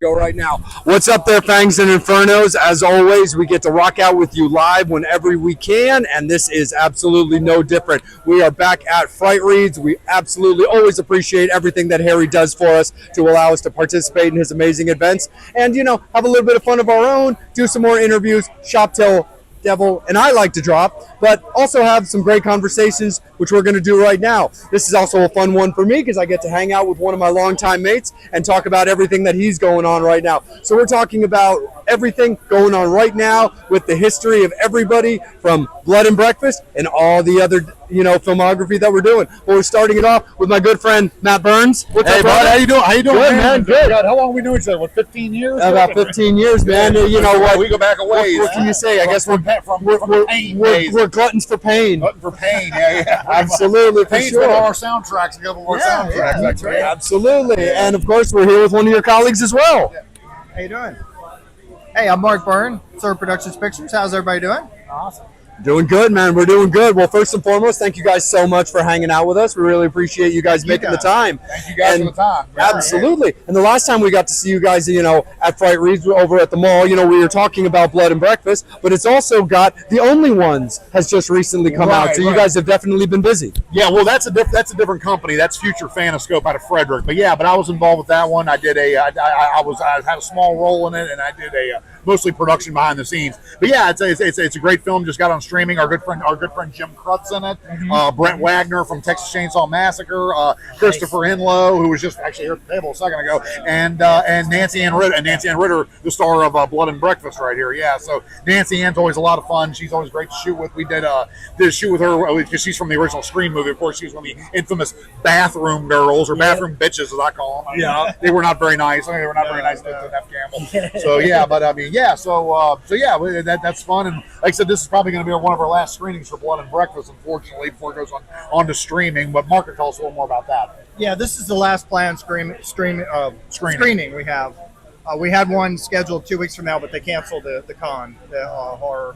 Yeah, the guy was having a lot of health issues, Yeah. unfortunately. And we do have another vending in December, but we're not screening the movie. Oh, yeah. And we're hoping to have an announcement, I'm hoping by the end of the month, on where the movie's going to be streaming. Oh, nice. Well, you were talking about for the screening, how's been the feedback from the screening from people watching Blood and Breakfast? It's been good. It's always nice when you have a thing that you think is funny, or you think people jump and they jump at the right time, or they laugh at the right time. That's always, when you have something, particularly a funny line and no one laughs, or one person laughs in the whole room. You hear one person laughing. I'm going to go talk to that guy. He got it. Yeah, right. That's happened before, but yeah, it's been the response has been good. We don't go as much now because we've seen it so many times. But the first couple times we went, sat in the back, and just kind of wanted to gauge the audience. Yeah. I'm sure everybody does that. And yeah, people were reacting at the right time, so that's always a good. yeah. It's been going for about a year now, and nobody's gotten tired of it yet. So that's a good sign. that's good. That's always a good sign. Well, for people who may not be familiar of what the movie's about, what can you talk about? What the movie's about, or how the passion of that project came together. Okay, well, it's a horror whodunit. So what we wanted to do was we wanted to bring in elements of like, not a mystery necessarily, but an updated mystery. Because mystery is too old of a category to do now. It's like more or less a PG horror is really what it is. And nobody wants that. So people want blood. Yeah, so basically taking a whodunit story and putting it in a horror format with the slasher and all that. We've been getting a lot of like Scream meets Clue kind of. That's a very good. Yeah, because it's in an old house, it's in an old bed and breakfast that we shot in. That was a great time. And then when we were getting ready, that was the big key. We got to have a place to shoot this that's going to work, because we might take us 6 months to find a place. Unfortunately, it was the second place we looked at. Right. Yeah. And it was perfect because they would basically run us the whole building, and we could do whatever we wanted. The only thing we couldn't do was spray blood on it because it's a historic house. Yeah. So we had to use some, what do you call it? CGI. CGI. I know that's a taboo word. That, but unfortunately, we thought the venue was cool enough, and the story is cool enough. You mean you didn't actually kill somebody and spray their blood all over the place? Yeah. Maybe one person. Maybe one. Well, that's always been my idea with CGI. Anyway, like I'm a big firm believer of like practical effects, but I understand like sometimes you can't. Like, you know, you talk about like Once Upon a Time in Mexico where they're in the Mexico embassy. You can't shoot up the Mexico embasscy. No, So obviously all that stuff's all CGI bullets. There's exceptions to every rule for that. There's So understandably, I'm okay with that. I mean, obviously you want to use. I mean, we did use some practical as well. I mean, you know, the big kills are the big kills. You know, like practical, the one, like the death scenes in the basement were both pretty good. Yeah. You know, so yeah, we tried to use But you real do blood have when to we balance can. your But sometimes you location have to. Yeah, I mean, you with have the to. gore, and it's just like, okay, this is the perfect location. Yeah. And we want this location, so we're just going to have to make it work. And it turned out they didn't let us shoot in the basement, which turned out to be a good thing, because then we got to shoot the basement somewhere else where they said, They were like, ahead, go to town. do whatever you want. You know, as long as you clean it up. It's like, fine. So Yeah, that's what's cool about it. Talk about that, because not too many people get that, having that on set of being, like you said, it's an actual like real building that you could actually film, where you get like that, where like a lot of times now movies are being like, you know, on sets or on stuff like, you know, on in green screens or in buildings. Yeah, we try not to do green screen. We try to do too much green. We didn't do any green screen for this movie. Yeah, we like to have real places. And we've done green screen in a couple of other movies. It's good, particularly for science fiction and things like that. But for horror, and unless you've got some really great kill you're doing, and you need a specific place to do that, but yet it doesn't work with your story. I understand why. Once again, just like CG, I understand why people do it. Why people? Yeah, it's We why were you got to make an fortunate exception. that this sometimes. time we didn't have to do any of that, so we like shooting live on set as much as possible. Oh yeah. No, absolutely, for sure. And Matt, like you said at the beginning of the interview, like you and I go 15 years back into the horror punk scene. Right. What was it about back in the horror punk scene and you transitioning into film? I mean, like horror movies, horror punk, they go hand in hand. You can't really have one without the other. They were designed together. But just talk a little bit about like being in the music scene back then and now transitioning into full-time movies. Well, I started actually in the first movie I was ever in is when I met this guy. Actually, was in around 2006. I was pretty young then, and we did a movie with Conrad Brooks from Plan 9 from Outer Space. It's called a movie called Gypsy Vampire: The Final Bloodlust. Awful movie, by the way. I mean, it's fun, but it's fun, but it's got its charm. But yeah, we. With Conrad, you know, I was when I first got a taste of it. And I really liked it, but I was just like, you know what? I did one, and I was like, you know what? Maybe this isn't for me. I'm going to go back into doing music again or whatever. Then, you know, around 2013, 2014, I toyed around the idea of doing a horror convention. You know, because I was like, okay, you know, I think this would go really well together. It did not go really well together, by the way. But I mean, that's another story for another time. But then I got hooked up with a guy. Well, I met Mark again when I started doing the conventions, and I met a guy named Dusty Fleischman who I started doing movies with again. And then ever since then, I've been doing movies. I was in Bloody Summer Camp, who these guys over here did, Slasher 15. I've been involved with a lot of stuff, and I've worked with Mark the last 6 movies, give or take. So, we've been working together for a long time now. So and it's been a great time. I wouldn't trade it for anything. So nice. Do you still keep up like just with the scene like in general? Because obviously music in general, you know, plays a big part in movies with the stories that are being told. So do you stay kind of on top of the music? Kind of, sort of. I mean, in Blood and Breakfast, actually, the funny thing is the first song you hear is Dr. Chud from the Misfits, Dr. Chud's Export. That's the first song you hear or whatever. And Dr. Chud's an old friend of mine. I booked him back in like 2004 when he still had Export together. Still at Export, yeah. I mean, we did a sold-out show in Hagerstown, and he's been my buddy ever since. And I mean, you know, Chud's always been a really good guy, and I've booked him several times over the years. But the music and the movie they can go together hand in hand for sure. I mean, I don't really think Payne's even together anymore. I mean, I haven't heard much out of that. I know they tried to come back. And then they didn't, and it was like they didn't again. It was like, they've been kind of hot and cold or whatever. Yeah, Mikey's been doing his thing for a while that seemed to really get legs. So I was really happy with everything going for Lawless. Timmy became pretty domesticated, which is totally fine because honestly, I've even started transitioning into that life. Same here, same here. A lot more so than I used to be. Yeah. But and I know like Timmy does his skateboards now. I know he does like the Payne skateboards or whatever, and I know he does very well. It seems like he does pretty well with that. And that seems to be his, he seems to enjoy that more. So you know what? I mean, you got to find what you like and stick with it. That's what. I mean, that's the way it is or whatever. So. And we've been able to use a lot of bands that Matt has either worked with before or knows in our movie Remnants.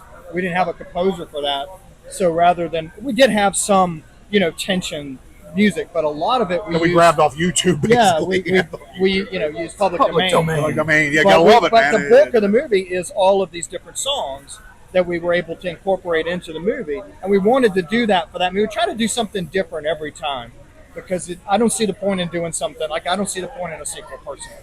I don't see the point in doing something again. If you don't have anything to say, maybe it's time to stop doing it. Yeah. So we try to do something different. So with Remnants, we really wanted all of that music, but then when we came into Blood and Breakfast, we had a composer. So we wanted the composer to do more the typical tension, and then we just left the opening and closing sing to be the band. Pain is actually song 2 on the credits in Blood and Breakfast. Closing, yeah, well, Call of the Dead is actually the Oh, okay. Yeah, it's one of their better newer songs, I thought. Yeah. That was back when Timmy liked to do like the title track of the next album on the previous album. Yeah, he always did that. It was really it was an interesting thing that they did. Yeah, but yeah, we did that. We did Call of the Dead on Blood and Breakfast, and Remnants. Odd story of this one. The end track in Remnants is a band that Rick Rubin produced. Really? Called God Lives Underwater. Actually, and their drummer lives in Berkeley Springs now and has a music school and a music. That's crazy. I mean, what are the odds of that? Slayer Rick Rubin. Yeah. I mean, and that album actually had some legs. I mean, that band toured with Korn. I mean, they it's just the singer unfortunately passed away at a very young age. He had an addiction problem. I mean, I hate to say that, but I don't know if that's confident to say that. But no, I mean, you didn't say you. It'll stay in, but you're not saying anything. I mean, it's something that you can't look up. It's something you can't look up on Wikipedia or whatever. Yeah. But I never met that. But the drummer is a really nice guy. His name's Adam, and he had a music store and he has like a school like where he teaches lessons or whatever in Berkeley Springs, West Virginia. And I just happened to walk into it one day, and we got talking music, and he was like, "Yeah, I was the drummer from." I'm like, "No, you weren't." I couldn't believe the guy. I was like, couldn't believe the guy. I was like, I couldn't believe that guy was living in Berkeley Springs. I'm like, what the hell got you out here? And he's like, rent was cheap, and I'm taking care of my mom now, and it was nice. I was like, touche, But yeah, no, Rick Rubin actually produced that album that actually we used the song off of. Nice. Interesting. So that's crazy, man, for sure. Absolutely. So we don't want to eat up too much of your time because we want you to be able to like mingle with the fans and enjoy yourselves as well. But talk a little bit about what you're allowed to announce with current plans for the end of 2025 and into 2026. Okay. We've got a new film called Devious Intent. It's a crime film. We just started shooting it last week. We've got Linda Miller from King Kong Escapes, and we've got Carl Craig from Destroy All Planets. And those are the only two we've announced so far. We announced Donna Byrne, my wife. She's in the movie as well. I'm in the movie as well, but I didn't announce myself. We'll be announcing the next round in October, and we're going to be shooting that up until December, and then we'll after that we're going to cut it over the winter, and then we've got a few closing scenes to do in March once the weather breaks, and hopefully we're releasing it in May of next year. Oh, nice. And then after that, we're going to start on a film we've already started called Roxy's Brutal Bits. It's a horror anthology, and we've already shot the wraparound. We've got Angel Nicole Bradford is the host. We shot her parts in North Carolina. Our next shoot for that one is in December. We're going to shoot that. We'll announce who's in that after we shoot. But we've got two actresses that we worked with before that everybody likes. Blood and Breakfast. Yeah, everybody likes them, and you guys will be excited when we. But we don't want to make that announcement until December. Okay, absolutely, for sure. And Devil, I'm going to kick it over to you to continue on this because I think it's kind of apropos for the event that we're at, is that you were talking to the guys about a very cool story based off some of the talent that's also here that I think is very cool, that themselves as independent filmmakers and an attachment that you and I have as fans of a production company and a large company that's here, not only themselves, but movies that are well known with one that was just in the theaters. I think it's kind of cool if you tell your story and also let them comment on being around somebody with a similar history. Yeah, so what we're precursoring that, while we're here at the Frightreads, that the Trauma guys are here. We got Jane from Trauma and Juliet. We got Lloyd Kaufman. And I told him a story about years ago I met Lloyd Kaufman, and I told him that he was my version of Ed Wood, because Ed Wood made those low budget movies that people shit on, but he didn't give a fuck about it. He just made movies that he just loved to do, and that's what Roy Kaufman does. Talk about that kind of passion projects and things like that with you guys. What's that saying? The 6 degrees of Kevin Bacon. Yeah, 7 degrees. In this indie horror world, it's either the 6 degrees of Trauma or the 6 degrees of Ed Wood. Right. Because we are associated with Ed Wood because we were with we did movies with Conrad Brooks. Yeah. So that's 2 pretty cool. I was like, oh, Yep. that guy just walked by in a really cool costume. Yeah. But yeah, it's hard to get off track. But yeah, but it's either the 6 degrees of Trauma or the 6 degrees of Ed Wood. That's who becomes these independent filmmakers. Yeah, exactly. Yeah, because we've talked to a lot of them. I mean, we have friends of ours that work with Trauma. We've had friends of ours that do more like that. So it's just cool that like a lot of those independent ones, even someone like in the, Damien with the Terrifier guys, now the Stream and stuff like that, how independent that somebody switched around from that and that. It's cool that like independent horror is kind of getting back into the limelight again, where people can believe that because of something like the Terrifier, where it blew up so big that people are like, oh shit, and you're like, well, where you been? Independent horror film has been awesome for the last 20, 30 years. It never went away. Yeah, Terrifier has done a lot for indie horror. I mean, they really have. That movie getting big and some of these other indie movies getting big or whatever has done a lot for people like us. Because some people that wouldn't normally check out movies like ours now are. Now they will check out movies like ours. We did work with some folks from Trauma. We worked with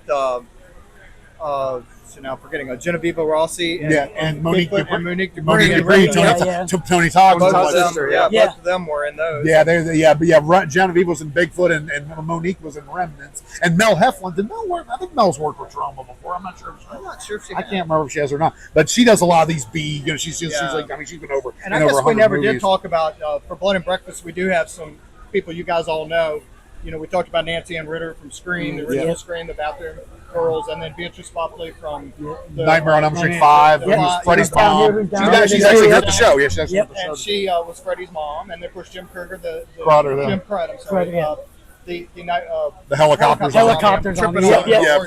Melissa Neal is well known for. She's known for Playboy, but she's also been in a lot of B movies. Yep. And Mel's been in a ton of B movies, including 2 of ours. Yeah. George has been in all the Don Dohler films, and of course Morgan Thompson has been in a bunch. Which also was Trauma. Night Beast, or was it Night Beast that he was in? That's right. Yeah, Trauma released that. Right. We've got a bunch Don of Dohler. I didn't even realize it. And it is that 6 degrees things too, because like Ed Wood. Yep, because Devil and I are covering another con in a few weeks, and one I'm drawing a blank at the moment on her name, but Tiffany Shepis. What's up, Tiffany? Yes, from Romeo and Juliet. Okay. But she again also continued on. She did a movie called Tales of Halloween or Tales from Halloween that I love. Love that movie. I love anthology style. But she's also made her way into the filmography of a V&D alumnus in Adam Green, because she's in the Hatchet series, because she was in Victor Crowley. Yeah. So it always seems like Trauma, you might look at a Trauma movie and then people who think that whole big posh and circumstance bullshit thing, like, oh my God, you got to be kidding. No, it really can be a jumpstart, because while, yes, they are Ed Wood designed, and again, I'm also a huge Full Moon Features fan.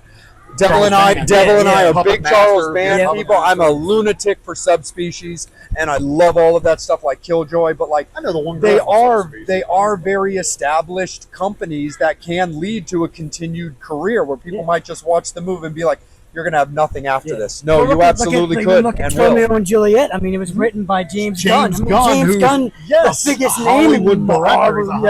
I mean, you look at some of those ones where you have Sam Raimi, doing the Evil Dead, and and now he's on Spider-Man. Spider-Man, all these things. It's like, you look at. You got to start somewhere. You look at Brain Dead, with freaking Peter Jackson doing the Lord of the Rings.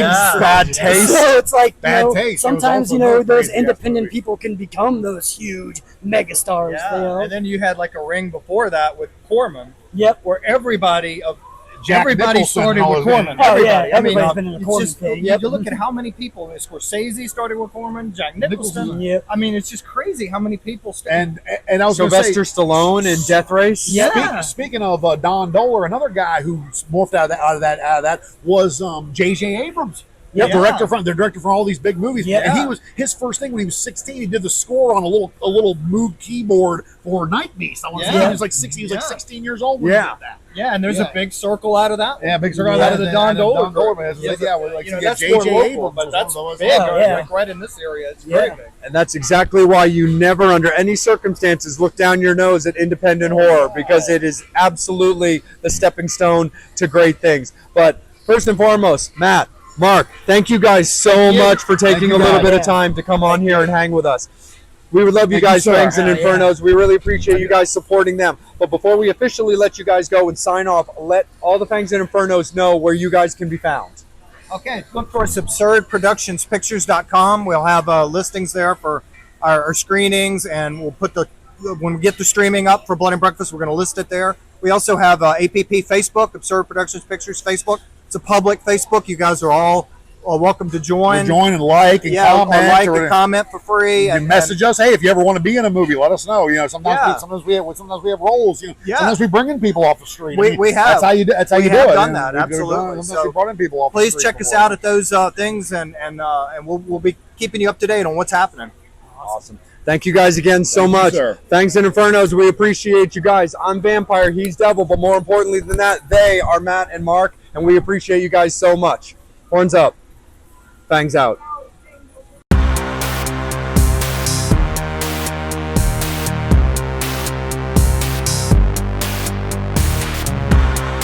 All right, what's up, Frightreads? How's everyone doing? Woo!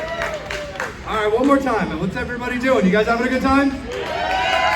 All right, cool. That's what I like to hear, for sure. My name's Vampire. This is Devil. We host the Vampire and Devil podcast, and we really, really appreciate Harry, all of his courtesies, and everything that Frightreads does, allowing us to do this. So we also appreciate everybody sitting right here, showing us a lot of love and consideration, but even more so for Adam Caesar. All right. There you go.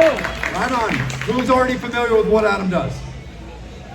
Hell yeah, absolutely. That's what we like. Of course, he's the writer for Clown in the Cornfield. And first and foremost, Adam, thank you so much, man. We really appreciate you giving us a little bit of your time. Of course. Absolutely. So first and foremost, when it came to the idea of Clown in the Cornfield, what was your inspiration? What kind of allowed you and gave you kind of the thought process to take a clown genre that's got a few branches in that trade already in this direction?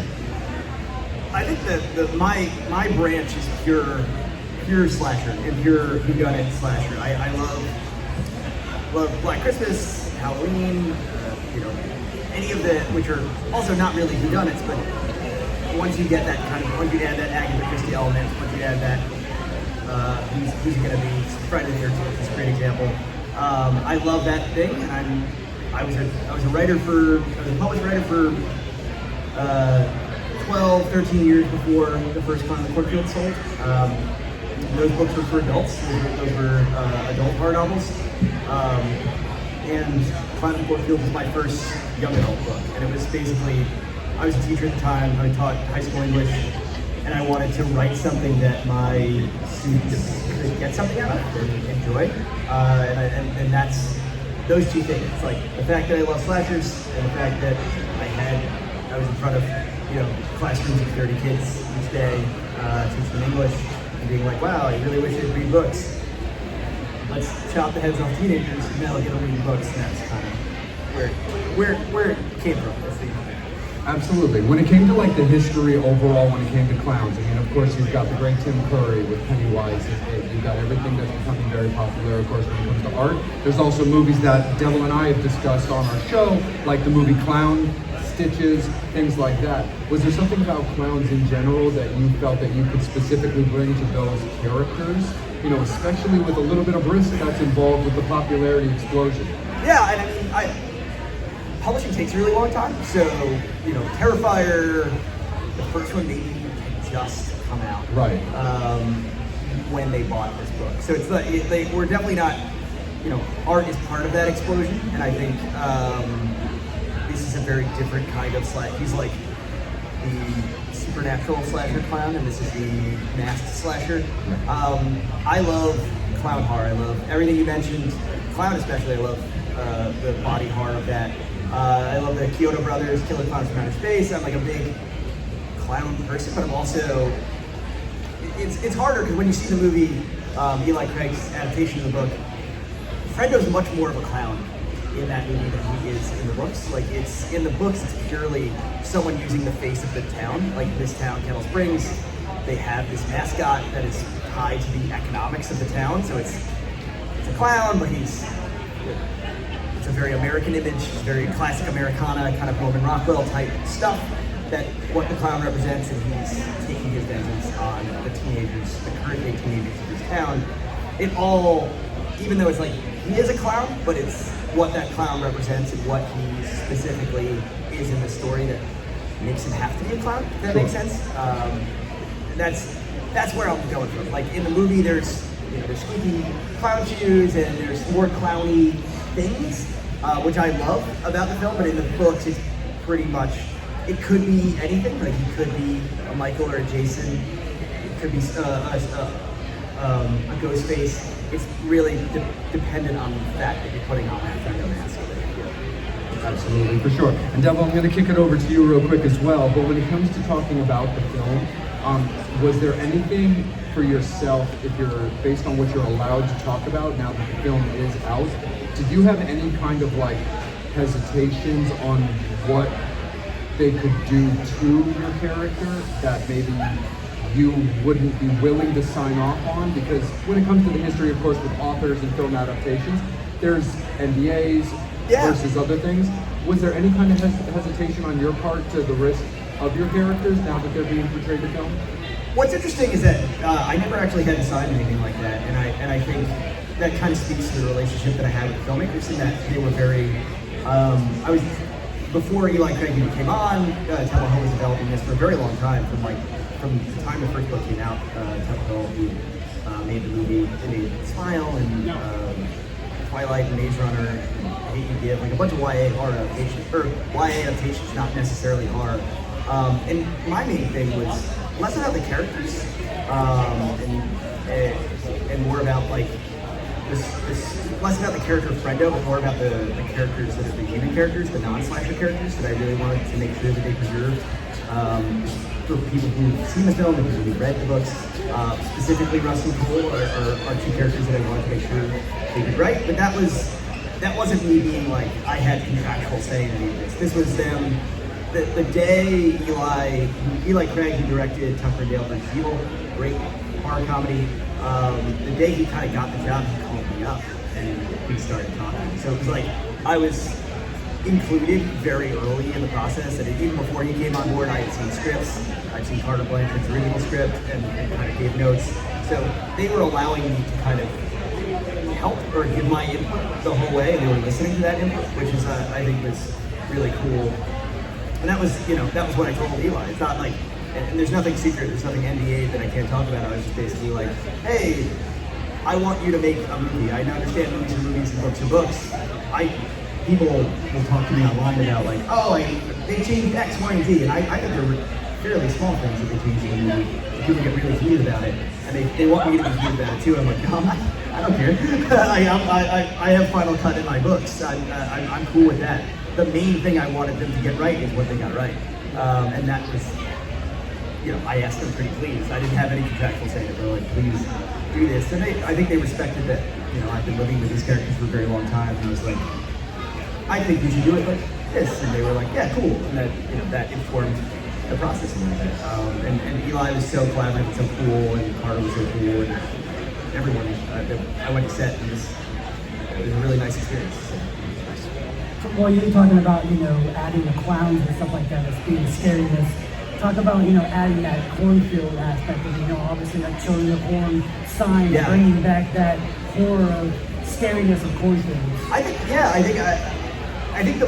one of the great things about the book, and also one of the things that kind of keeps some people away, is the title. The title, it tells you what it is, but it also doesn't. I think a lot of people, I was actually talking with one of the booksellers here at Park Books. We're over in the annex. If you're like, what the hell did that come from? I didn't see him. My table's back in the back room over there.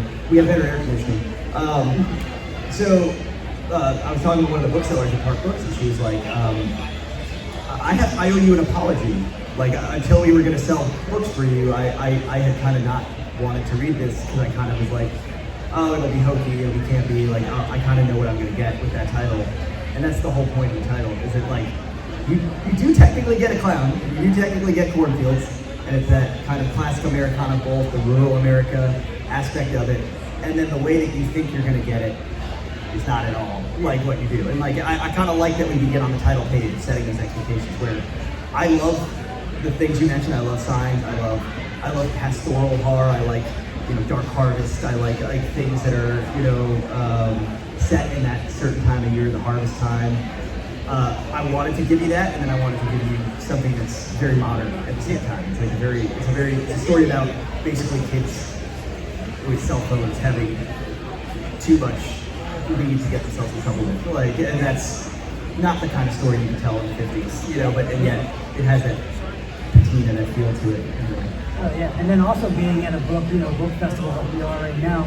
Talk about the process of having, after you wrote the book, about that process of getting it opted to be a film, and how that came to be, and how, you decided to allow someone to make a film out of the book. I think it's blind luck. I think it's there are a lot of books published every year, and the fact that these are traditionally published and that HarperCollins put them out, probably helped and got this on people's radar earlier and got people excited about it. But I also think there was a deal in what there were. Telephone wanted to make a movie of this book, or wanted to make a movie of this book before the book ever came out, and was in development before, from day one. That was kind of part of it. But there's a long gap. There's a big leap from we want to make a movie. Movies get announced kind of every day. If you look at Deadline or Hollywood Reporter or anything, oh, that sounds cool. And then in 3 years, you're like, hey, that movie that sounded cool never came out. So I know enough to know that happens all the time. So literally every step of the way, I was like, yeah, cool. It'll be cool bonus if they really do follow through and make a movie. It'll be really cool if they do. But I'm just gonna enjoy having the book out in stores. And the first book came out in the middle of lockdown. It was what do you call it? It was there were not a lot of bookstores open. 2020.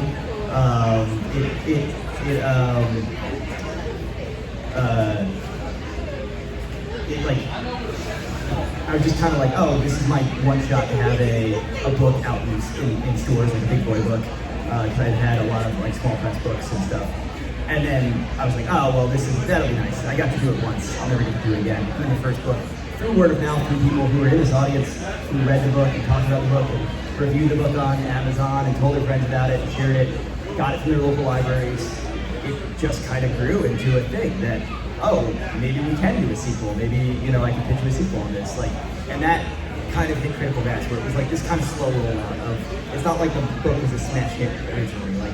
It had won an award, it had done little benchmarks in the book's kind of life, and to the point where now it's 5.5 years later and the book sells more copies per week than it sold the week it came out, which is no, not a lot of books do that. It's just been this nice kind of slow boil that I think pushed them towards actually making a movie and being oh, this book has legs, let's do it. And I think that was a very rambling answer to your question, but I think I got it somewhere in there. No, absolutely. Talk a little bit about yourself, being a writer, your inspirations, what kind of got you into it. Me growing up, I was a huge, still am to this day, but I was a huge C.S. Lewis fan. I grew up on the Chronicles of Narnia. My mom brought me up on a lot of old, English type, literature and film and TV shows like Dark Shadows and all that kind of stuff. And being also just a big Addams Family fan, and Devil's a big fan of the Munsters. We love old time TV and all of those great actors and actresses. All the way up until for example, my favorite film just in the world is A Clockwork Orange, and of course Anthony Burgess's book that he put out. What made you want to be a writer? Was it just the way that books spoke to you at a young age, or just classes in school? Talk a little bit about you and your inspiration. I think I'm very lucky in a way that I grew up in a house that my dad was huge into movies, and when he probably shouldn't have been, he was taking me out of school and was oh, it's first grade, we'll go see a movie. He doesn't need it. So it would just take me out, we'd go see movies. But also very much a reader. He was a huge Stephen King fan, so it was I grew up in a house where they were kind of both put on an equal pedestal. Where I grew up watching movies and reading books. And the interesting thing about my dad, he's such a cinephile and he loves movies. His least favorite genre is horror. So it kind of became oh, that's the one that I like. That's the thing that that I gravitate towards. And it's interesting being here, and I'm a big slasher fan, obviously. And I think growing up, going to the video store, those were inspirational to me. But we're really close to Troma right here, and Lloyd, and And those movies were very much even pre being able to see the Toxic Avenger or Class of Nuke 'Em High, having the Toxic Crusader show and stuff like that was very, very much kind of kinder horror stuff that I was into as a kid. That kind of, I just released the novelization of the new Toxic Avenger. Oh yeah, like, trust like, me, don't think you were going to get out very, and like, talking about like, that. very, like, feels very like full circle kind of stuff. Like I've been very lucky in that I can change the things that I liked as a kid and still like as an adult into the way I make my living and pay my mortgage. It's really cool. It's really something that I don't take lightly. But yeah, all of that. Like I grew up in the perfect complete blockbuster dominance. A little bit of mom and pops, and like the fact that there were videos rental sections in grocery stores and stuff like that. Like this era of horror that I've kind of now been able to, in some small way add to. I, grew up on that stuff. Absolutely, for sure. And of course, just talk a little bit about how the relationship with you and Lloyd and Troma came about for you to, write the novelization of the newest Toxic Avenger movie. I'd like to say it was because I'm a huge Troma fan and Lloyd. I was asked by this is technically Legendary made the new movie. They did the new Godzilla movies, they did, what did they do? They did Trick or Treat. They're like a production shingle. They did Dune, the new Dune movies. So they basically sub-licensed out novelizations, and I'm with it enough, and I buy novelizations. So I knew that Titan Books does all their novelizations. Titan Books had approached me to do a different, an unrelated book. It was a video game adaptation. It would have been really cool. It would have been something I would have liked to do. It was like with characters I liked and stuff. But my wife was about to have a baby. I was like, I'm about to be a dad. I can't be writing video game type stuff. Like it's gonna drive me nuts. I need to get focused on other stuff. And I just I politely said no, but I kind of looked and I was like, oh, they do all the Legendary stuff. I was like, okay, shot in the dark. My wife's gonna kill me. But if you're gonna do a Toxic Avenger remake novelization, I don't know who in their right mind would publish Toxic Avenger remake novelization, but if you're gonna do that, I'd be your guy. And a day later, he sent me a non-disclosure agreement that was he's like, sign this, but you know what it is. And I just kind of talked my way into that job. So it's not like a thing I'm gonna do more of. I don't think. I've got my dance cards really full with my original stuff, but I just couldn't say no. For sure. I have to write Toxic Avenger. Yeah. Absolutely, no, for sure. And one more thing for me in the segment, I'll pass it back over to Devil, being that it is Frightreads, books and a lot of, the Fangs and Infernos out here, as well as all of the great fans of what you do. We all like books and things of that sort. So having just kind of a little fun thing. Were you an R.L. Stine fan? Do you like Goosebumps? Do you have a favorite story? And if you saw them, what did you think of the most recent movies? I haven't seen that. I saw the first one with Jack Black. I like that a lot. I haven't seen the TV show, the Disney Plus thing. I was perfect age for R.L. Stine. I was right around the exact target age of those, and I loved them. I had every single one. Here's an interesting one. Deep Trouble 2. Deep Trouble is like the fish one, the aquatic-based one. Deep Trouble 2. I think I've got the name right. I remember there's a scene where the grandpa gets smushed up against the door by a giant sea snail. And I just really like that. I've thought of that image for a really long time. So yeah, I'm a big R.L. Stine fan, and I got to meet him recently. Really? Yeah, I got nominated for, my book Influencer was nominated for an award, and I knew I wasn't going to win, but I was like, oh, the real prize will be R.L. Stine's going to be at this thing. I'm going to go make him take a picture with him. So I did not win the award, but I got a picture with R.L. Stine. It was very cool.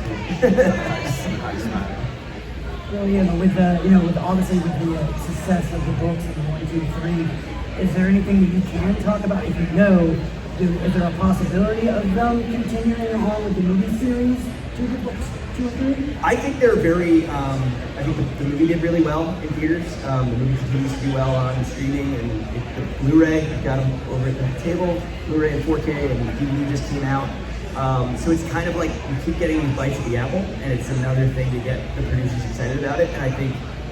And I know more than I can let on. I'm in emails and texts and stuff that they're very excited about. I know Eli's excited about it, the director. All I can say is that nothing's a done deal, even if I'm feeling really good about it. So if you like the movie, you want to see more of them, tell a friend about it, write a review on Amazon. I know it sounds silly, but they're literally these guys that are like big millionaire producers are reading their like reviews on Amazon and that's swaying them in some way as to whether they want to continue doing this. So like keep the pressure on, tell people, stream it on Shudder, get those free codes for a free month of Shudder, and then just stream it for a month straight before your credit card gets charged, and then so like little things like that. Little things. It's like a great way to kind of help the cause if you do want to see a sequel, and I very much do, because I think I don't even know that it would follow the second book. The second book has some stuff that kind of another franchise kind of ended up using, like a similar conceit. So I think we would have to go in a different direction in book 2, and that's really exciting. Or in film 2, like the idea of doing an alternate universe, like Dark Tower, like another spin of the wheel, alternate universe version of what book 2 was, like set in like I'm giving away too much, but yeah, that would be cool. And then also obviously in 2025, talk about you personally, what you have in store that you can talk about for this year and going into 2026. I'm basically all wrapped up for this year. It's the Toxie novelization is the only thing I had out this year. I finished, I've handed in Final Cornfield 4, Lights, Camera, Friendo. I'm very, very happy with it. It's very weird to people who were upset how weird 3 was. Probably be a little less upset, but maybe still upset. And then right after that, I'm gonna have some secret stuff come out in 2026. The contracts aren't finished yet, so I can't really talk about it. Just give you something there, and then skipping over to another announced thing is I have vampires are my favorite thing. Vampires are my favorite horror thing. And people think I'm a slasher guy, but I'm a vampire guy who likes slashers. So I've been wanting to write a vampire book for the 20 years I've been writing commercial fiction, and this is 2027, January 2027, it comes out. It's called Blood Sick. It's about vampirism running through a high school like it's an STD, and it's just as gross and gooey and upsetting as that sounds. And it's for kids, it's a YA book, so I hope you enjoy it. Oh yeah, nice. And then you're looking for, kind of like, you talked about Stephen King and stuff like that. It's crazy because even with all the Stephen King books and stuff like that, you have that long walk that's just coming along. Oh yeah. The book that was wrote 40 plus years ago is now finally getting into it. It's unbelievable that it's taken this long to adapt The Long Walk. Like Frank Darabont was trying for like 10 years to do The Long Walk. It's absurd because it's so good. And I find it ironic that it's the guy that did The Hunger Games directed it. It's like, yeah, that's probably what got it over the finish line, the idea of like, oh, we've adapted all the Hunger Games books. Here's something that was hugely inspirational in the Hunger Games, like, we'll adapt that. I haven't seen it yet. I kind of missed the press release and stuff, so I'll see it next week. Yeah. And then, with that Stephen King, what was your, what book was your go-to for Stephen King? Stand. I love Stand. I love The Stand. I love his shorts. Greater Shift and God, why am I having such? Silver Bullet's there's a cycle. That one's Cycle of the Werewolf, and my early King stuff is a lot of Nightmares and Dreamscapes. My dad had the audiobook of Nightmares and Dreamscapes, which is an audio cassette. I remember Whoopi Goldberg reads the story about the elementary school teacher that kills all the students. So brutal. It's such a brutal story. And I was listening to that as a kid, and I'm like, this is fun. Thinking that my teachers were going to do that. More as an adult, my favorite thing I've ever read is The Dark Tower. I urge you, if you are a King fan, if you, I know there are so many of them out there that are like King fans, but Dark Tower. Like, I haven't read Dark Tower, or I don't want to read Dark Tower. I urge you to get over that. That's the kind of thing where you talk to people at parties and they're like, I like all kinds of music, just not country. Like, you talk to King fans and they go like, I like all his books, I just not the Dark Tower. I urge you, if you're a King fan, read The Dark Tower. Get past the first book. The first book, I will admit, is a little bit, the Gunslinger he's a 20-year-old right now. It's a little bit of a slog. Some people it's their favorite one. It's not my favorite one, but everything on from that one forward is if I take it as a whole, it's my favorite game. Right on, Adam. And as like a final like series, like of just questions and fun things, to wrap this up, because we really appreciate your time, fans. Thank you guys all so much as well for hanging out with us for a little while. If you want to do a Q&A, we can go do it over my table. Come on, we'll talk. Absolutely. Yeah. And you talked a little bit about being a vampire fan, so I'm going to make Devil suffer for a minute, and we're going to talk briefly, or whatever, a little bit about like the new Nosferatu movie, because I am kind of curious about your overall takes of that. My simplistic little like soapbox for just a moment is like, overall, I thought it was great. I'm a big fan, first and foremost, of Robert Eggers' work as a director. His style, I think it's bitchin'. I think it's so good. I'm also a Bill Skarsgård fan. I really liked his interpretation. Me personally, I was not particularly fond of Lily Rose Depp in that role. That's not a knock on Lily Rose Depp. In my opinion, she's still a little under-seasoned to take on a role like that. Now, it's funny because I think we have similar feelings overall, but I would actually argue, I would argue pro Lily Rose Depp. I think she's one of the stronger aspects of the movie, actually, for me. Okay. And I like all of them. I like the main three. I like Nicholas Hoult a lot. I feel like a lot gets said about Skarsgård and her, good and bad, but I feel like Holt kind of gets left out of the equation, this kind of interesting vampire cuck guy. I think he's like a really nuanced role, or like a more interesting. This third wheel feel. Yeah. I didn't want to cut you off, but I do. No, you're good. I like that movie a lot. I stopped short of love. I don't know. I am a huge Eggers fan. It's not my favorite of his, and I'm such a big Francis Ford Coppola's Bram Stoker's Dracula fan. Yeah. Which is it's funny because it's even as much as I love that movie, I think they're actually very similar in that wow, I love both of these films, or I love Francis Ford Coppola's Dracula. I think it's a flawed movie, but I don't love Nosferatu, and I think it's almost flawed in similar ways. But I don't love it. So I don't even know. I couldn't even tell you. It's probably because I saw one when I was younger, and I think if I were 12 and I was seeing that and I hadn't had the experience of Dracula I had, I think it would have been my definitive version of Dracula in a way. And I see a lot of young fans, that is their kind of Dracula, which is what I like and I appreciate about that movie. For sure. Yeah. I like more big period costume epics. I don't care how I get them, so I'm happy with it. Yeah, I mean, my thing when it came to Lily, it wasn't so much it wasn't that I didn't think she did a good job. If I was casting that movie, I kind of would have liked them to have gone after somebody like Emma Watson. There's a reason I think that way. While it comes to her, Lily being cast for the role and the time frame of that, not trying to make this sound particularly weird or unethical to anybody, but if you look back just at Dracula stuff, at that time frame, the age gaps of Dracula and the young female. You wanted an ingenue, you wanted a younger actress to play it. The reason I liked Emma for the idea of it is she's won these 2 Oscars in the last 3 years, and that's not the reason I'm going there, is that she's won these awards for period pieces of similar style. Marie Antoinette. You go against, I don't know, you go against, I see what you're saying, I politely disagree. No, it's cool. But, thank you. Thank you guys so much. This is awesome.